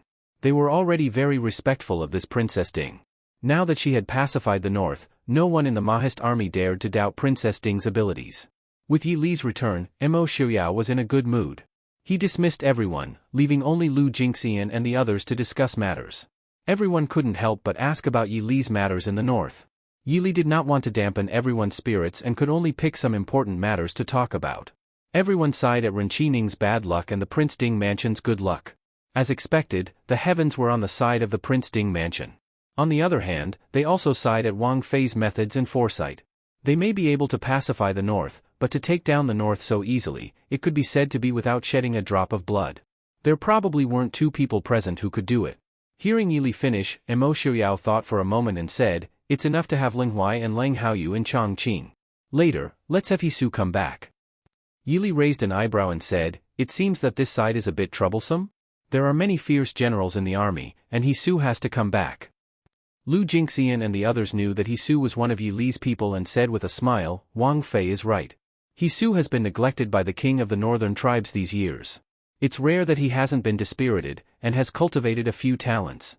Right now, the northern tribes has millions of soldiers, and many fierce generals. I've heard that General He's ability to lead troops is the best among the young generals. If he can come, it is a good thing." Marquis Nan stroked his beard and said with a smile, "Yes, Wang Fei has many capable people under her command. Right now, among the young generals, General Hisu is better. Instead, it's my son who's a good-for-nothing." After saying this, Marquis Nan glared at Fu Zhao as if he expected better from him. Fu Zhao rubbed his nose innocently. It wasn't that he didn't work hard, it was just that this world was full of evildoers. Yi Li laughed and said, "Southern Marquis is exaggerating. Shitzi is a rare talent in both pen and sword. How can Hisu compare to him?" He lowered his head and thought for a moment before saying, "That's good too. General Leng Huai is a person of virtue and prestige, and Leng Haoyu has a flexible personality. With them overseeing Chongqing, I'm sure that the areas outside of Redbud Pass will quickly return to their former prosperity." On the other hand, what kind of famous general is there in the northern region barracks that even General Lu is afraid of? Lu Jingxian said, "In the Northern Militant Army, there is a young general called He Lianpeng. He should be a junior of He Lianzhen. However, in terms of using troops, He Lianzhen was probably slightly inferior to him." Currently, the Northern Militant Army had Yelu Yi, He Lianzhen, and He Lianpeng, as well as millions of elite soldiers. That's quite troublesome. Although it was a bit troublesome, Lu Jingxian's face didn't show the slightest hint of annoyance. Instead, he was eager to fight. Since Yelu Hong has already returned to the Northern Militant Army, Yelu Yi is now in charge of the army. I wonder if Yelu Hong will be successful after returning to the Northern Militant Army. If everything goes well, Yelu Yi won't be able to hold on for long. Yi Li pondered. Mo Xiuyao raised his eyebrows in disdain and said, "If Yelu Hong can't even handle such a small matter, he might as well die. Since Miss Li has also returned, I also want to meet He Lianzhen. I want to see if he's still the same as before." Speaking of He Lianzhen, Mo Xiuyao's eyes couldn't help but become a bit more vicious. It wasn't that He Lianzhen was a genius, but that the Prince Ding mansion hadn't suffered a single defeat in over 100 years. However, it just so happened that he had fallen into He Lianzhen's hands. Although it wasn't a battle loss, a loss was still a loss. It had to be said that the battle from over a decade ago was the most humiliating one the Prince Ding mansion had fought in over 100 years. It was also the battle where they suffered the most losses. How could Mo Xiuyao not remember He Lianzhen? Not long after Mo Xiuyao remembered He Lianzhen also didn't forget Mo Xiuyao. That year, He Lianzhen was the #1 general of the Northern Militant Army. He was about to defeat the Prince Ding mansion and become the war god of the Northern Militant Army. However, Mo Xiuyao, a young man who wasn't even 18 years old, suddenly appeared out of nowhere and burned him until he threw away his armor and fled in defeat. In that battle, the Northern Militant Army didn't invest any less soldiers than now. They were about to achieve a complete victory, but in the end, they were almost completely wiped out. Although Mo Xiuyao also paid a heavy price, the Northern Militant Army's losses were also extremely heavy. In the Northern Tribes camp, Yelu Yi sat on the main seat, and below him sat a white-bearded old general in his 50s and a muscular young man in his late 20s, exuding a valiant aura. However, he was different from the typical Northern Militant Army soldier. His eyes were calm and sharp, rarely seen in the Northern Militant Army soldiers. These two people were the Northern Militant Army's General He Lianzhen and his adopted son He Lianpeng, who had come to reinforce Yelu Yi. Originally, before Mo Xiuyao and He Lianzhen arrived, the two armies fought a small battle every 3 days and a big battle every 5 days. When the commander-in-chief arrived, everyone calmed down and became more cautious in their attacks. In this half a month, neither side took the initiative to provoke the other. I've said it before, Renqining isn't good enough. We should have found Leizhenting as an ally from the start, He Lianzhen said in a low voice. Yelu Ye's expression was gloomy as he said coldly, "I really didn't expect Renqining to be so incompetent.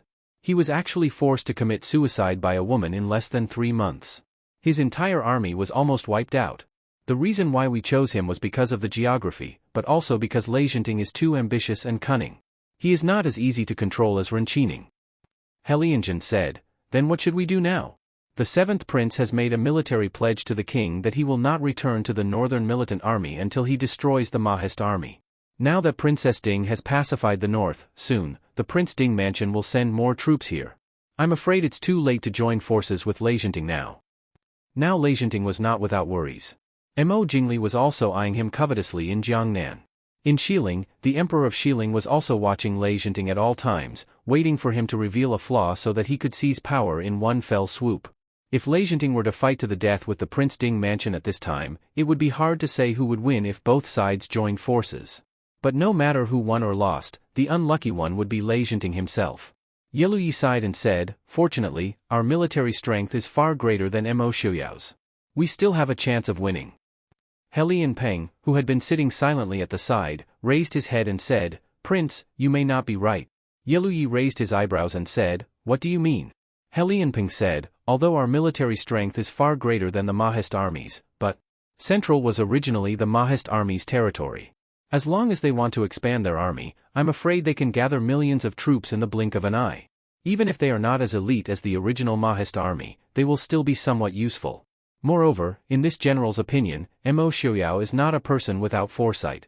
It is impossible for him not to know that the Mahist army's military strength is far less than the other countries. Why is it that he has not implemented his conscription at all? Yeluyi could not help but frown. He stared seriously at He Lianpeng and asked, You mean to say that Mo Xiaoyao is hiding his strength? He Lianpeng nodded and said, That's right. This general believes that the Mahist army's military strength is definitely more than what we know. I'm afraid that Mo Xiaoyao has hidden a large number of troops in places that we do not know about, waiting to deal a fatal blow to our army. Your Highness must not lower your guard.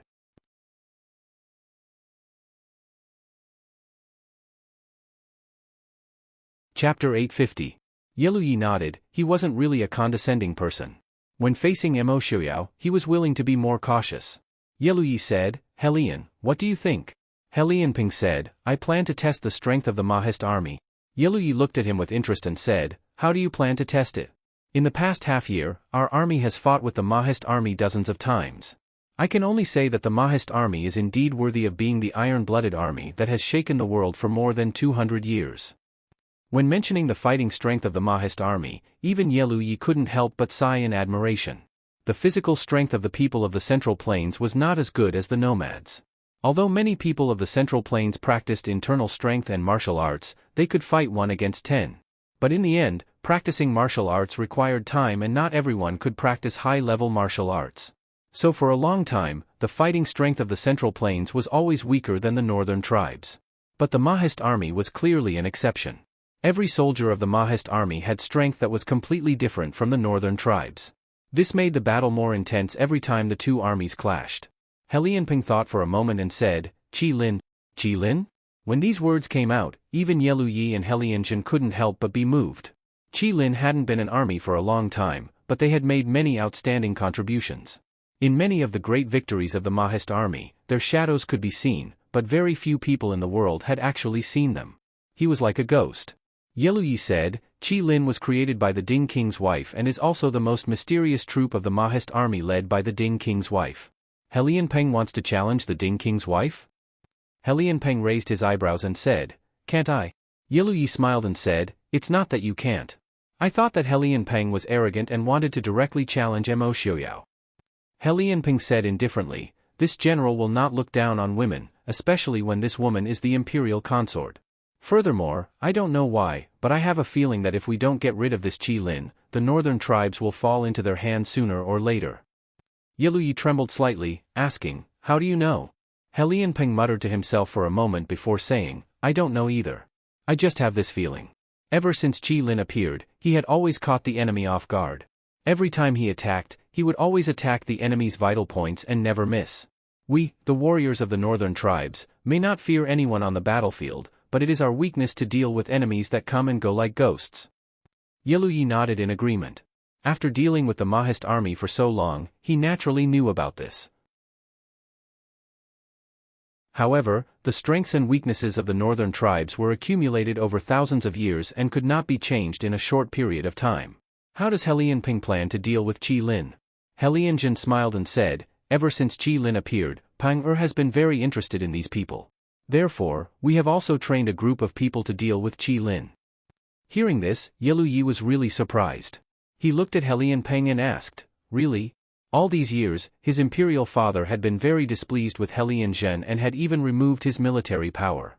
Under such circumstances, how could Yeluyi not be surprised that he was able to train such a group of people? If this war did not happen, this group of people who could kill an invisible people would be perfect to deal with Yelu Hong. He Lianpeng's expression did not change as he nodded and said, That's right. They originally called Qi Lin a benevolent beast, but it was too weak and lacked some killing intent. This group of people, I call them Yazi. Yazi? Although Yeluyi was from the northern tribes, as a prince, he naturally had some understanding of the culture of the Central Plains. Yazi, one of the 9 sons of the dragon. It looked like a jackal and liked to kill. Although it was called a dragon, it was actually a ferocious beast. This made Yeluyi curious. He Lianpeng actually had some understanding of the culture of the Central Plains. That's right. He Lianpeng said loudly, Back then, I was careless and lost to Mo Xiaoyao, that ignorant brat. If I can't get rid of this humiliation, I won't be able to face the ancestors of the Helian family even if I die. For this day, I have waited for more than 10 years. Rest assured, 7th Prince, this time, we will definitely make sure that the Mahist army will never be able to rise again. Yeluyi naturally knew of Helianjin's hatred towards Mo Xiaoyao. It could be said that half of Helianjin's life was spent in the Prince Ding mansion and also in the Prince Ding mansion. Half of his life was spent in the military, and his greatest achievement was defeating the Mahist army and killing Mo Xiaowen. However, his greatest defeat was also losing to the Mahist army, losing to Mo Xiaoyao. Nodding, Yeluyi said in a low voice, "Then I will have to trouble Uncle and Helian. I will quietly listen to the good news. What does Helianping plan to do?" Helianping pondered for a moment and said, "Yili has just returned, she definitely won't be ready to guard against us so quickly. What I mean is, tonight, we will attack at night." Yeluyi hesitated for a moment. "Are you confident?" Helianping smiled and said, "Rest assured, Your Highness, it's just a test. In that case, it's approved. You're tuning into the Dreamy Chapters YouTube channel. We're so grateful for your support and don't forget to subscribe to join us on this incredible journey through captivating stories. Your generosity through donations truly makes a world of difference, as it's the primary source of revenue that allows me to expand and enhance this channel for you. Thank you from the bottom of my heart for being a part of this adventure.